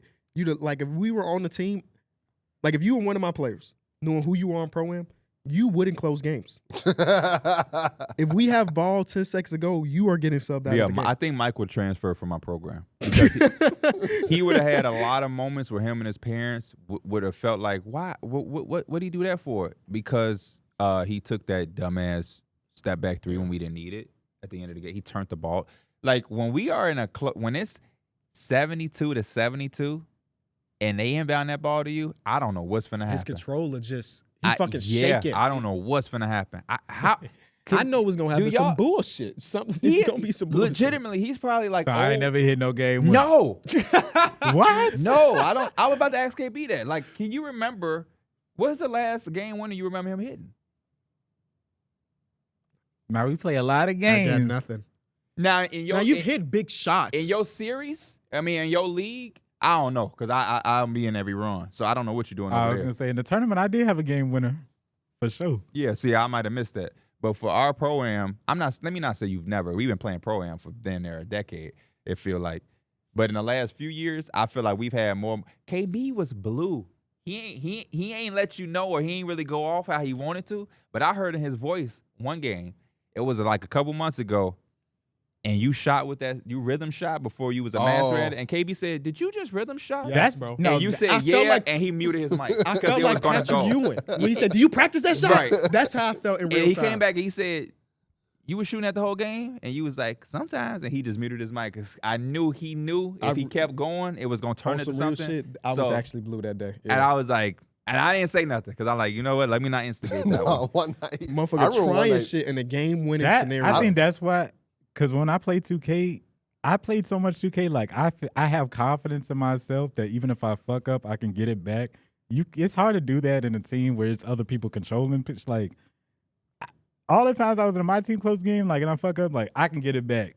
I just know like I can get it back. But we in a game with other people, it's just like all that shit goes back on you, and it looks bad on you when you mess up. Yeah. It's a team game. That's basketball. If you go to the gym and feel like I can take this step back shot with the game on the line because I'm gonna get it back.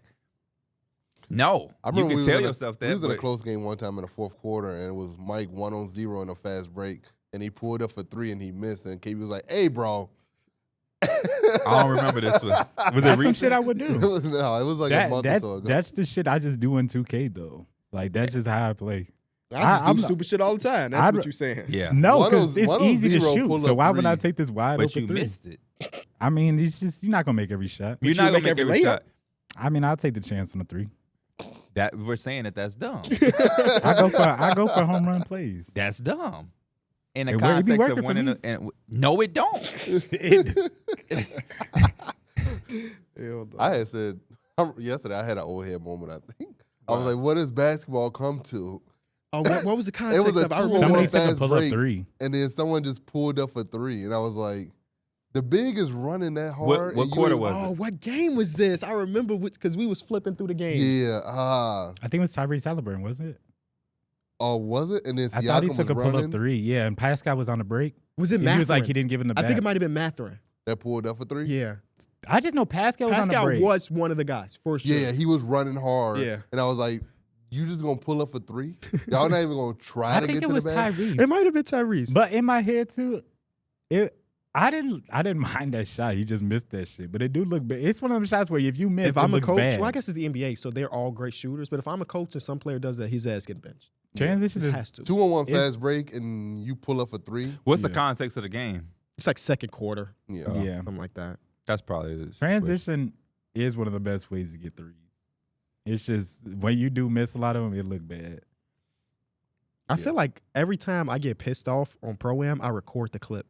You have to, right? So I can come back. I got so many clips like from years ago that I'm like, when I have to leave, he telling me my shit getting full. I'm like, why do I have this random clip? And I'll see, and I don't think I can make up the context. But a lot of times it'd be like, Kyron, how you getting backdoored 18 times in a game? Yeah. I was playing with ISO the other day in rec, and I just put in a chat, pass the fucking ball, and people was like, damn, who ain't passing? It's like, it's not that he's not passing. It's that when somebody's pressing you and they have 2 defenders there, if you move the ball up, we now have numbers. Mm-hmm. They have 2 back. So why are you trying to dribble through 2? No. It's like, that's the shit that be pissing me off. Dumb basketball. I'm not saying you ain't never made a good shot or a big shot, but I think sometimes the moments in the clutch, you do dumb shit where it's like, we could have just won the game. One thing, this is going back to the NBA. Sometimes teams play 4-on-4 because Trae Young is getting face guarded at the hash. Yeah. I love when that happens when it is a team like the Atlanta Hawks because our 4 offensively is better than your 4 defensively. And that's why Jalen Johnson ends up having so many great possessions and shit like that. That's pretty cool to me. We take Herb Jones out of the equation. Exactly. Your best defender's out here. He's not even a part of the play no more. So we're going to do our part. Yeah. One day I want to coach. I would love to coach my kid. I feel like I have to get into it that 30s. way. It's just a You don't got a coach look to you yet. It's a certain commitment you got to have. Yeah, a shorty. Yeah, they might be like, damn, when'd you make the team? I think that would be a good show. You know how they got The Office? How that shot? If we had that and we was a coaching staff. Let's do it. Yeah, that would be hilarious, man. That wouldn't even cost us much money. We just have to, well, yes, it would, because we'd have to field the fucking team, I guess. Yeah. So that is a lot of money.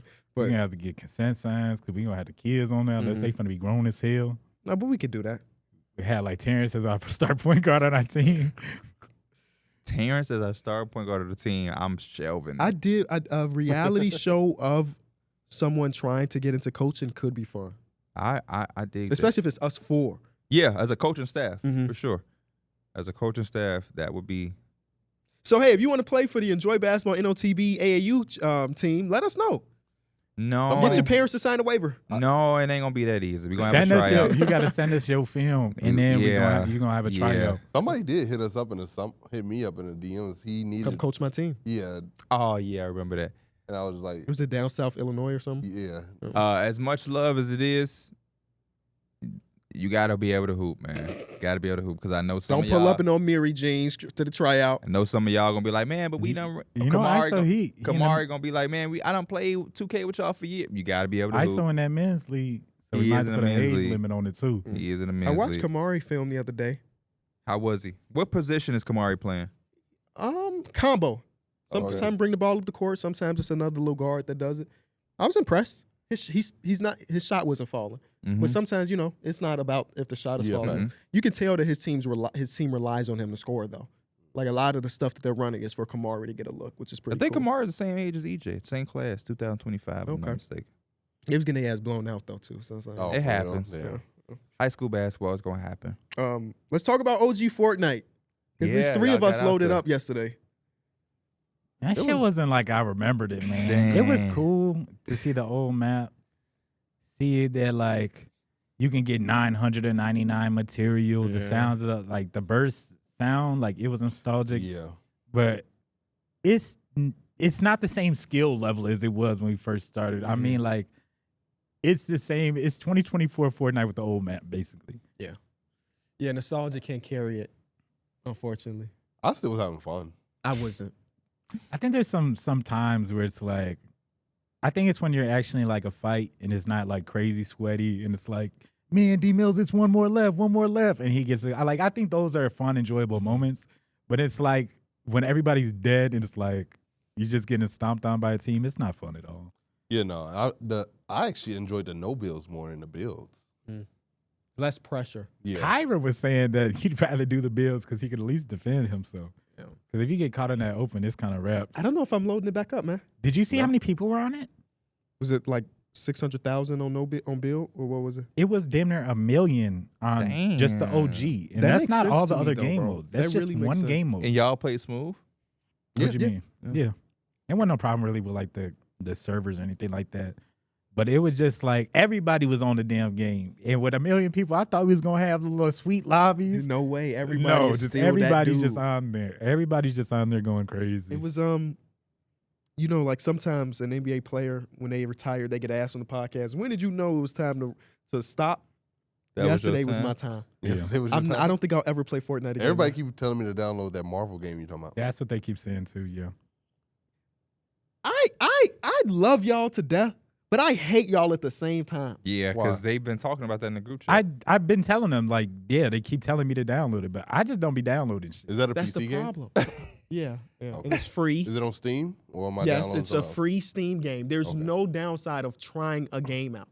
Zero downside. No, yeah. I said yesterday I'm not really an adventurous gamer. I usually play what I know, but like I'll download. But you know how much you miss. Well, you're not in general. You're just not a gamer compared to the rest of us. Yeah. So it's mostly on Mike. Yeah, Mike is a gamer. We had to pull teeth to get you on 2K.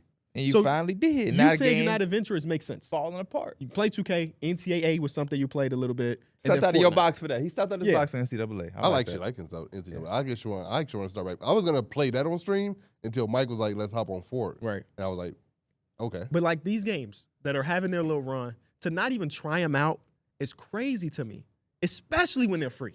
Sometimes you ain't got $40 to spend right now. Cool. You ain't got $15. That's cool. Yeah, Mike. The free to play banger game that you're not even trying to download is crazy to me, bro. Yeah, somebody told me it's like Overwatch, but with Marvel characters. Yes, and you don't know where your market is at.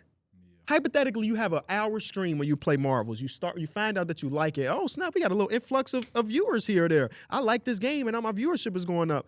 That I just never. I don't understand where it's like, if it ain't 2K, don't call me. Do y'all scroll through the Twitch algorithm? No. I have people that follow, and that's kind of it. Sometimes I'll go to like the little, if I'm on Mike's stream, on PC, you have like other people that watch Mike and then recommend it. I'll do that. But I'm never on the homepage like, let me find a new guy. But he had in gas prices. He is. I'm just not. I'm also just terrible at. I don't play shooters like that shit at all. But I see what you mean. Just expanding. Even if you are bad at the game, it still could be fun. Even if it's one game, like, this ain't for me. Also, it's on me too, because when it comes to like in-game stuff, I like to grind, and like it's been different from different like years or whatever. So like my team, I wanted to grind it. I want to get like whatever. You say that between ever play the biggest grind of my team. What? What's that mean? Ontario used to play. When you got to play all against the old teams. Domination. Oh, yeah, I can't. You ain't no grinder I don't do offline games. Yeah, you ain't no grinder. I'm not an offline gameplay. But like for this year, for this 2K, it's been like trying to get those attribute awards. And it's going to take a long time. But like I'm already so invested. It's like I got to, if I do it enough, at least a little bit each day, eventually I'm going to get to it. I'm surprised you're still here right now. I thought you was going to lead a podcast early for this double XP that's this weekend. Oh, it's this whole weekend. Okay. I feel you on that. I'm kind of. You said you close to your first ones. I'm like 20% off. It's double XP. You can get there pretty damn close. Yeah, you can. But I'm telling you now, when you get them, he gonna make a new build too. It's gonna get you that, and it's gonna get you locked in to get the next ones. Because now I found I'm playing without y'all. I'm just getting in the Discord rec because I need to set my deposit so I can get my next set. It's so far and it's such a grind that it takes that. Like just like let me get a couple games here. Mm-hmm. Even if you're not playing 24 hours a day, because you gotta have sessions. That's damn near what they require for people like putting the sweats. But like if you put a little bit a day in a few months or like at least a time period, like you gon' get it. That's why I wake up, I make my video, and when I'm just chilling with Penny, ain't got nothing to do. Y'all trying to run this rec? I'll get a little session in right here from 11:45 to 1:30. I think that's the problem. I don't be having that time outside of when Avery's asleep. Mm-hmm. Yeah, because it's like I'm either filming. Yep. Editing, being with Avery, or she's napping. And when she's napping, I get one game in maybe. I'll be like, it's not even worth it at that point. I'll just do something else. But that one game can add up to the 4 you're gonna play that night. True. Yep. I also think that eventually, or maybe we should start playing some park, or just like more just more family oriented, I would say. Like being a night owl definitely helps as like a gamer. And I know our guy Anthony was talking about it too. Like when the kids go to sleep, wife asleep or whatever, like I can hop on the game and that's like my free time. Like that's definitely a really good time to like get your game. I think I'm about. Me and Darrick was just talking about this. I think I'm about to shift, man. I'm about to become a morning person instead of a night owl. I'm both, but that's why I got these glasses on. My bags are kind of. I'm like, I need to start getting my rest. I'm definitely a night owl. I used to be not even I wanted to be a morning person. It's just like I wake up at 7 or 8 o'clock just because my body naturally just doesn't. Same, but I also have a dog now, and I can't. That takes something. So when we up to 1:30 playing the game, she's going to wake up regardless at 7:30 or 8 to use the bathroom, and I got to get up. Once I'm up, I'm up. So that's why I'm a morning person. Yeah. Like I'm not waking up and then go back to sleep for 4 hours. Nah, when I'm up, and I just kind of face the music. Then it's like, oh, what did I miss from last night? Some articles I can read. Just some interesting with some random shit I want to get into. I feel like the morning person gives you more opportunity to be productive. While night owls, like you BS in the night, you gaming, you watching movies. And so on especially and at my house. I can't record. I don't feel comfortable recording a video at like late in the night because I'm animated. What's poppin', y'all? It's your boy People Play. They all in the bedroom sleeping and shit. And I'm, oh, yeah, baby. And you know what I'm saying? I definitely be feeling like that when I be kind of like loud at night. Or not even that. Like, it'd be times where I've had an early stream or whatever, and I'll be loud, and it's like Elena in the meeting. She'll come try to close the door, and I'm like, damn, I just was cussing loud. Dana got to come pull my door up all the time. And I be like, fuck. Because we be getting on ass. Yeah. Like, Kyron, why the fuck would you do that? Why you take that shot? And she like, you loud. I'm like, oh, damn, my fault. And then when you got them headphones on, you really don't know how. That's why I always keep one ear off. Me too. So I can hear what I'm saying and how loud I get.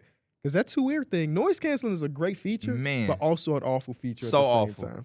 So awful. Your gaming headsets are noise canceling? Mine is, yeah. Bro, Elena, I think mine have to be. Elena got the the AirPods. When people are talking to you, it quiets itself down. Imagine if your headphones did that. Oh, it's kind of I got those too, and it's weird. Yeah. The AirPods 4, I just bought them for Black Friday. They are noise cancellation. It's weird when you put them in because it's like certain noises seep through, certain don't, and you have no idea your value. I was wearing it, I was walking Penny, and I'm like, because I'm like, I don't want to be loud. I took them off I'm like, oh, damn, I wasn't saying shit. I wonder why she wouldn't listen. Right. I like these, though. These motherfuckers decent. They ain't got the tips on them. You know, the other ones had the little thing. I ain't like that. But, yeah, it's like a little thing on the back where noise seep through.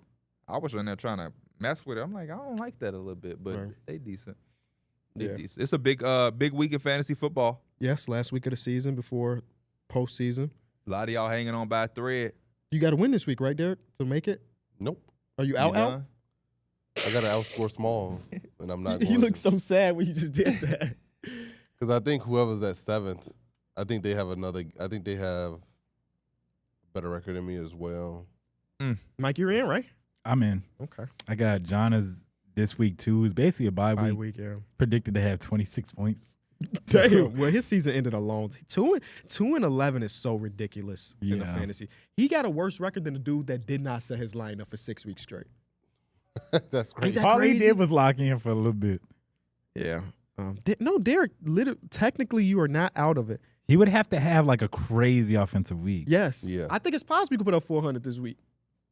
Before he put up 400 in 3 weeks combined. Damn. So, okay. My week doesn't matter whether I win or lose. I'm Mine doesn't matter in context to me, but I think Mason needs this win. Oh, wait. Oh, I'm only 50 points behind Small. Yeah. So, like, it's not out of the realm when I looked at it, Mason it was a significantly bigger jump. It was like over 150. Mason would need this win because I'm sure he'd probably go against me rather than go against probably you in this first round. So, yeah, I had to go crazy, and Small has to struggle badly. Yeah, he has to put up like damn near 10 points. Which he's not going to do because he has Saquon. Saquon, yeah. I'm still mad that deal fell through for me.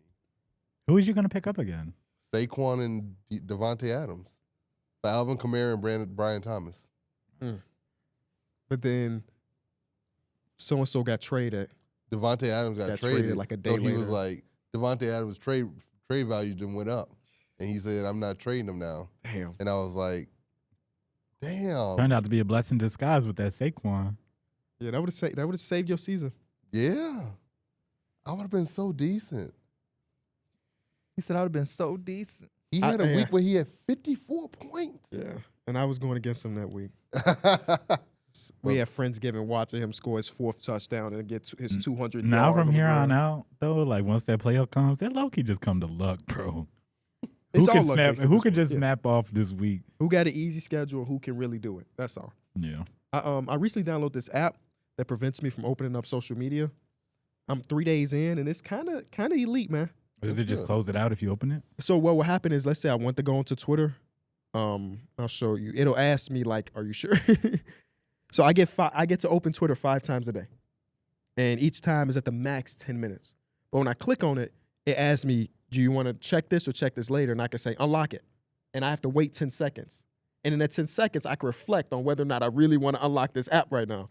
Because I'm trying to get away from social media as much. Because there's definitely times where I'm just like on my phone and I just feel like I'm just opening up the same app for no reason. Like that was one of the reasons I was cycling between Twitter and TikTok and Instagram over and over and over, and nothing was changing. I'm like, bro, I could be doing something really productive right now. Yeah. So I'm 3 days in, and my screen time has dropped so much.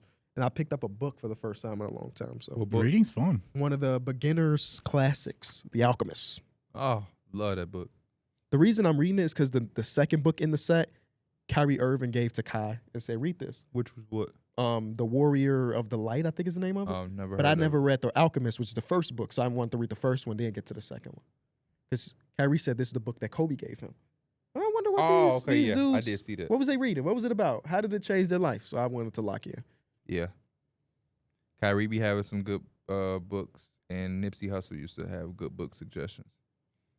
I read a book called The Way of a Superior Man. That's a really good book. How long do it take y'all to read a book? Depends on what the book is. I started The Alchemist yesterday. I'm like 80 pages in.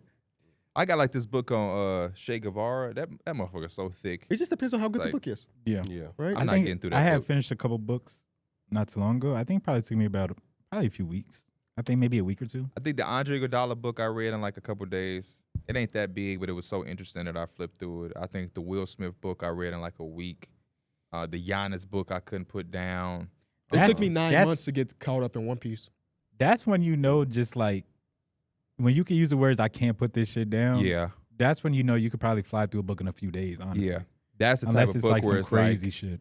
You start reading it at the end of the night, and you look up, and it's like, damn, I've been up. I was reading this to go to bed, and I've had times where I'm like, I low-key can't wait to get back into this book because I want to finish the rest. I want to see what's going on. That's kind of how I feel right now. Yeah. And a lot of people shit on The Alchemist. I don't care. I'm okay with saying I'm 28 and reading the beginner's philosophy. Oh, you know I really what? don't give a fuck. What is that about? It's about a boy who's a shepherd who went to school. He learned how to read because he was supposed to go to be a priest. He decided he wanted to be a priest. He wanted to travel the world. And then he had a dream. I actually haven't read that yada. book. The book I'm getting confused with is I think the Four Agreements. Or maybe I got it confused with The Way of Superior Man. I have heard a lot about The Alchemist, though. Oh, I did read this one, too. Quab just put this in the chat. It's called Three Ring Circus. I read that one, and I read Phil Jackson's book years ago when I was still working at Fruitful Yield. Was it called Seven Ring? I forget what it's called. Yeah, I got the Four Agreements. If you got book suggestions, let us know in the comment section, man. If you do, give me books give me. I'll be wanting real shit. Yeah, I don't like fiction books. I want to think. I want to learn something mostly. I like mysterious storytelling books. Yeah, so you gonna like thrillers in a way. What's that dude named Cohen? Harlan Cohen? Is that his name? They made us read his book in high school, and it was really interesting. What book? Did we read? Was it one of those books that everybody had to read? No, because it was Mr. Downey used to have a class that was called reading. Yes, he did. I took that class. For 40 minutes, you sat in the room and read a book. Yeah. Did you At that time in my life, I wasn't reading, but I would appreciate that now. Yeah, we used to have a reading time in English class, in English too, I think. Oh, his name is Harlan Coben, not Cohen. But I'm more into books right now at this point in my life. I got all the sports books. I got them all. I'm into life. I'm into history. I'm not as good with history as I once thought I was. And I guess because they was feeding us so much information at a time of my life where I kind of was not prioritizing it. And now at certain times where I think about certain things, I'm like, damn, I don't like that I don't know certain things. Like when I be seeing people on the street, hey man, where this at? Or point to this on a map, and they be getting it wrong. It's easy to laugh, but I'll be like, I would have got that wrong too. And that makes me feel away. Yeah, like I should know this shit. Because after we leave school, the normal person doesn't learn anymore. Or they just don't prioritize learning. And much. we've been in a position to where it's just basketball. So I'll be like, people be giving me basketball. Like Quab, the book he put in, that's a Phil Jackson book. I haven't read that one. I read 2 other Phil Jackson books. Really good. But it's like, I don't need a third Phil Jackson book. Not right now at 29. I need some shit that's like I'm reading The Black Klansman. That's good for me right now. I read the Malcolm X book before that. That's good for me. Atomic Habits was good for me. Contagious was good for me. I've read like every Malcolm Gladwell book. Malcolm Gladwell book, the Outliers. He just dropped another one. I need those right now at this time of my life. Yes, I was trying to get the signed copy from Barnes & Noble, but I think it's sold out. I need those. The Will Smith book was good for me. The Iguodala one was good, but it was a good basketball book, but it's like he had a lot of life shit in there too. I gotta try it one day. I never really got into like more of just like nonfiction type books or anything. Like I've always been alternate reality with my books. Like I like to use it as like an escape or like just experience for my or exercise my imagination with the book. I never really got into nonfiction, so it might just be worth a try. Quincy because Jones' like reading. book was amazing. Let's start an NOTB book club. I don't want to. No, all it takes is that one person not to show up. They just treating it like it's a KB. That's assignment. what's gonna happen. That's what's gonna happen. And I don't even want to get on this motherfucker and be calling people out because I can't contain myself. I think it would be cool if we did it, and it'd be like I do that every episode in here, but don't shit change. He just told Mike these 2 guys just kind of slight way pissed off KB talking about some. Yeah, KB said, no, y'all blowing me. Because they have been in the group chat. I've just seen, like, maybe yesterday. It was, Terrence, John, and them talking about download this game, and these 2 gonna act like they didn't see it when I know they got their fucking phone in their hand because I'm with them. I know they do. You choose, you see what you want to see, you do what you want to do, which is fine. But don't tell me we're going to start a book club and you're going to act like you with it, and then me and KB going to be here talking about chapter 5 when you motherfuckers ain't on the second page. Bro, so instead of doing my that. girlfriend is in a book, or she was in one, like where her friend. And I'm not finna sit up here and read Cat in the Hat. She didn't read the book, but she was going to the meetings. So I'm you like, told us about this. But then, okay, so she didn't go to the meeting. I'm like, all right, like you might as well just not go. She goes to the last one after they finish the book because she wanted to talk about the book. She's like, hey, it's good because I find out what happens. She picks another book. She's literally like the active person that picks the second book and didn't read it. And she didn't read this shit. So it's like, bro, the idea of a book club sound fun. So people treat it like it's an assignment. We can barely get guys committed to get on 2K. Like, be real, Darrick. We did a book club. Be real. You gonna be in that shit and be active. Be real. What exactly am I doing? I know. Wait, no. I know I'm reading. No, talking about you got to do a paper with it. You ain't gonna have to do a paper. So what? Am I just showing up here and like we're just talking about the book? No, we're gonna go to the Sears Tower and we're gonna do a meeting there every month. However, it could be here. It could. The premise is we get on Zoom. Okay, here's how. Yeah. I just didn't know how book clubs worked. We start a book club. We get 100 viewers or whatever in the book club as well. Okay. Everybody reads to a certain part. Maybe we have a Discord channel once every 2 weeks where we discuss the first 10 chapters of a book. And then at the end of the month, when the book is supposed to be done, we have another one where we talk about what we learned. And obviously in between that, we would talk about it on here in Unplugged. Oh, okay. Without spoiling a book. Okay. But essentially, even outside all that, it's a book club, brother. We're all going to read the same book together. That's the premise of it. Okay. Yeah. Or it's kind of like, just reviewing a book. And then you get together. an opportunity to pick a book 1 month. Like this is Darrick Miller's month to pick a book. What type of book would you want to bring to the community? You 1,000%. It would force me to actually sit down and read. I think that's the main point of it all. Like because I haven't really read a book. I wish I can open Twitter right now. But that's a real thing because like the benefits we got from school and the everyday things we didn't really think about, like I wish I had just a little bit of that, just like forced upon me. I agree. Like I agree, bro. I talk about in English. You did have to kind of read the book. I agree. I used to be sharp with my history. I used to be on the John Locke and that. I used to get shit right in class that people used to be like, "How the hell?" And I feel like I'm so far removed from the that, small man. little things. I barely can keep up with NBA history. I don't know the 2017 draft off the top of my head. I always need to see one person from the draft, and then I can remember. I be guessing. We did the game with Christian where we had to guess the years. Mm-hmm. I was killing y'all in the 2008 shit, but like for whatever, the 2010s be killing me after let me dial back. It don't be killing me. It be giving me a tough time. I think most of that is like the nostalgia factor. And when we were kids, we actually were like big students of the game, recognizing. I mean, you was on some other shit. Oh yeah, this random role player wear a headband and on his left arm. I get what you mean though. But that's what we used to do when we used to go to his dad's house. We would play 2K and just sit there and look at players. And as good as life is, I think about those times and I would do anything to go back for a day or two. I'll never forget when you first got that Xbox 360 and how amazed we was that the jersey would bounce up and down off the play. And we had college basketball and KB used to be obsessed with this dude at North Carolina, Bobby Frazier. Bobby Frazier could shoot the hell out of the basketball. And we were like, man, my brother LaShawn be like, go to the replay. Look at the sweat. He got sweat on his forehead. Oh my gosh. You know, and then you look at those graphics now compared to this. Oh my gosh. One of my favorite things about that era, what we used to do as kids, is in college hoops 2K8, we used to all create ourselves on different teams, but we were all in the same conference. Simulated. And then when our teams played against each other, we used to play against each other with our players. And then you could go to the league. Fun. You could go to the league and see who's going to be the number one pick. Fun.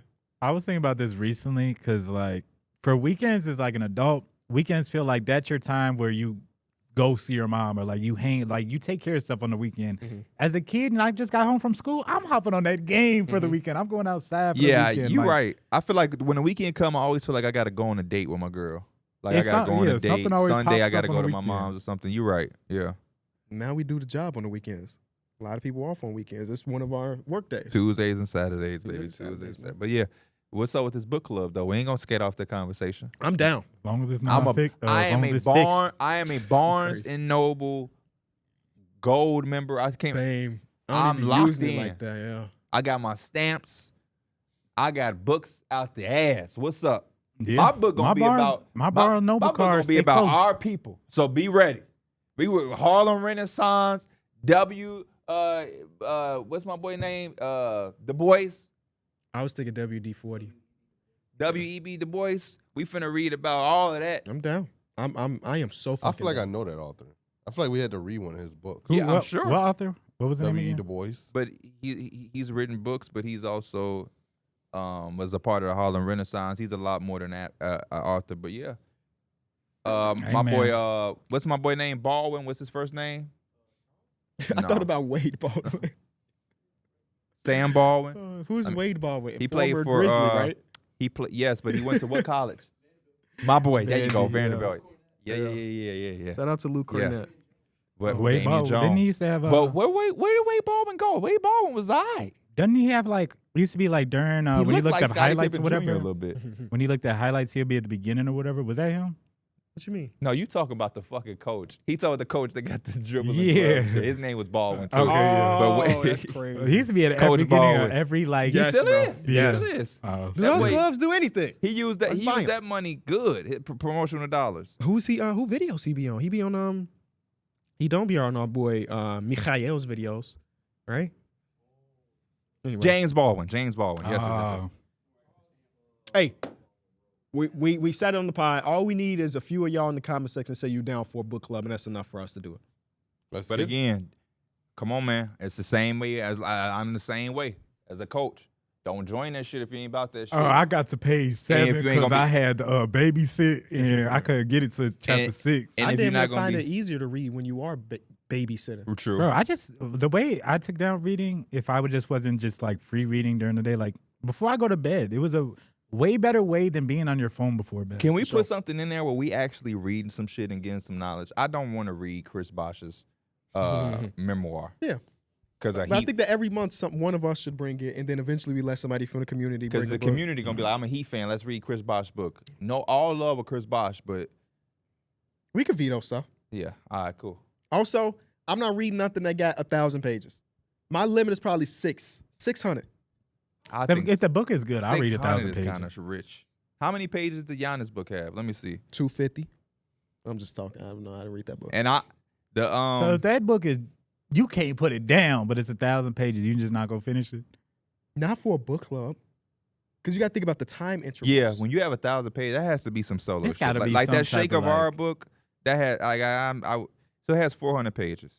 Okay, that's not bad. That's actually about like average. And Marin Fader wrote it. She wrote the book on Hakeem too. Oh yeah, she sure did. I love the way she wrote the Giannis book. I'm a big fan of Marin Somebody Fader. just wrote a Jokic book that I keep seeing.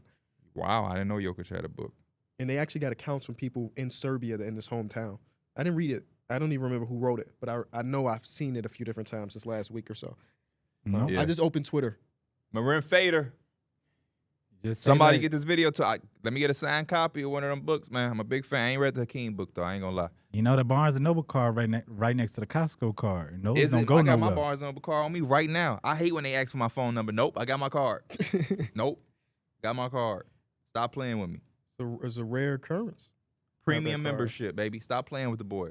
And if you get enough stamps, you get the free. Oh yeah. I think I only And- got like a couple stamps on mine. And what they gonna say after you make your purchase on every receipt? I don't know. Get you a buy He one. said, I don't Get know. you a buy one get one cookie at the cafe, aka Starbucks. I haven't been there in a long time. What?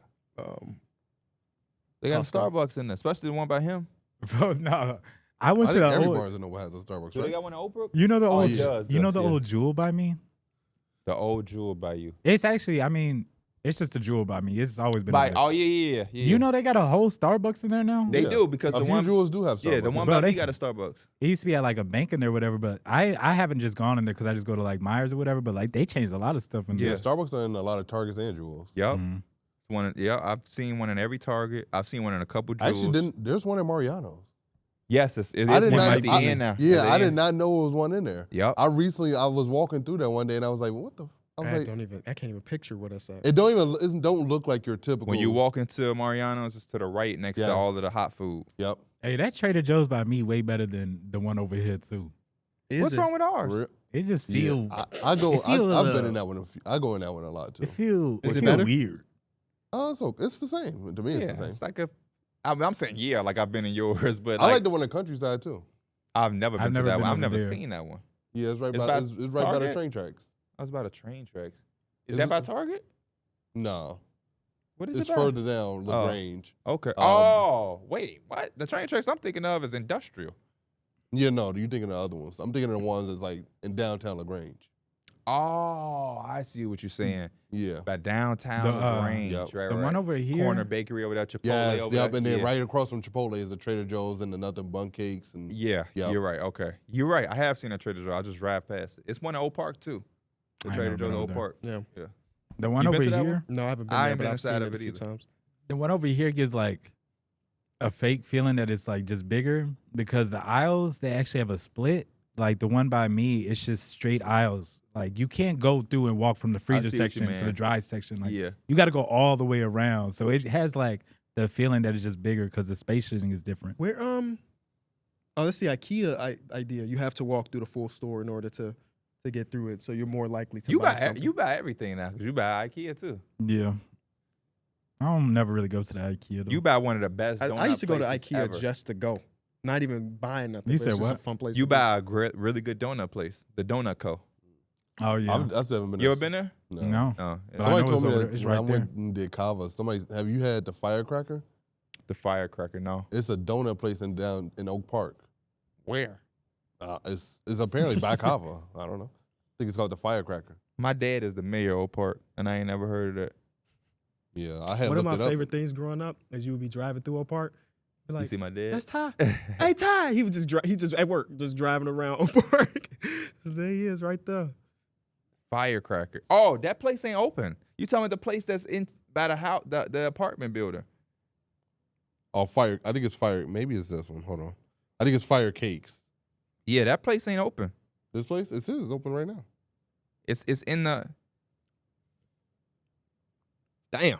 Okay, yep. It's in the Evan Mobley has 24 points right now with 9 minutes left in the half. Are they going against Charlotte? Yes. He's got he's got 5 for 5 from 3. We missing the Evan Mobley classic. Hell?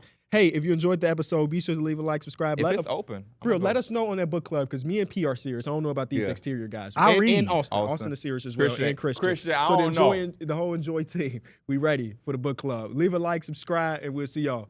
Peace.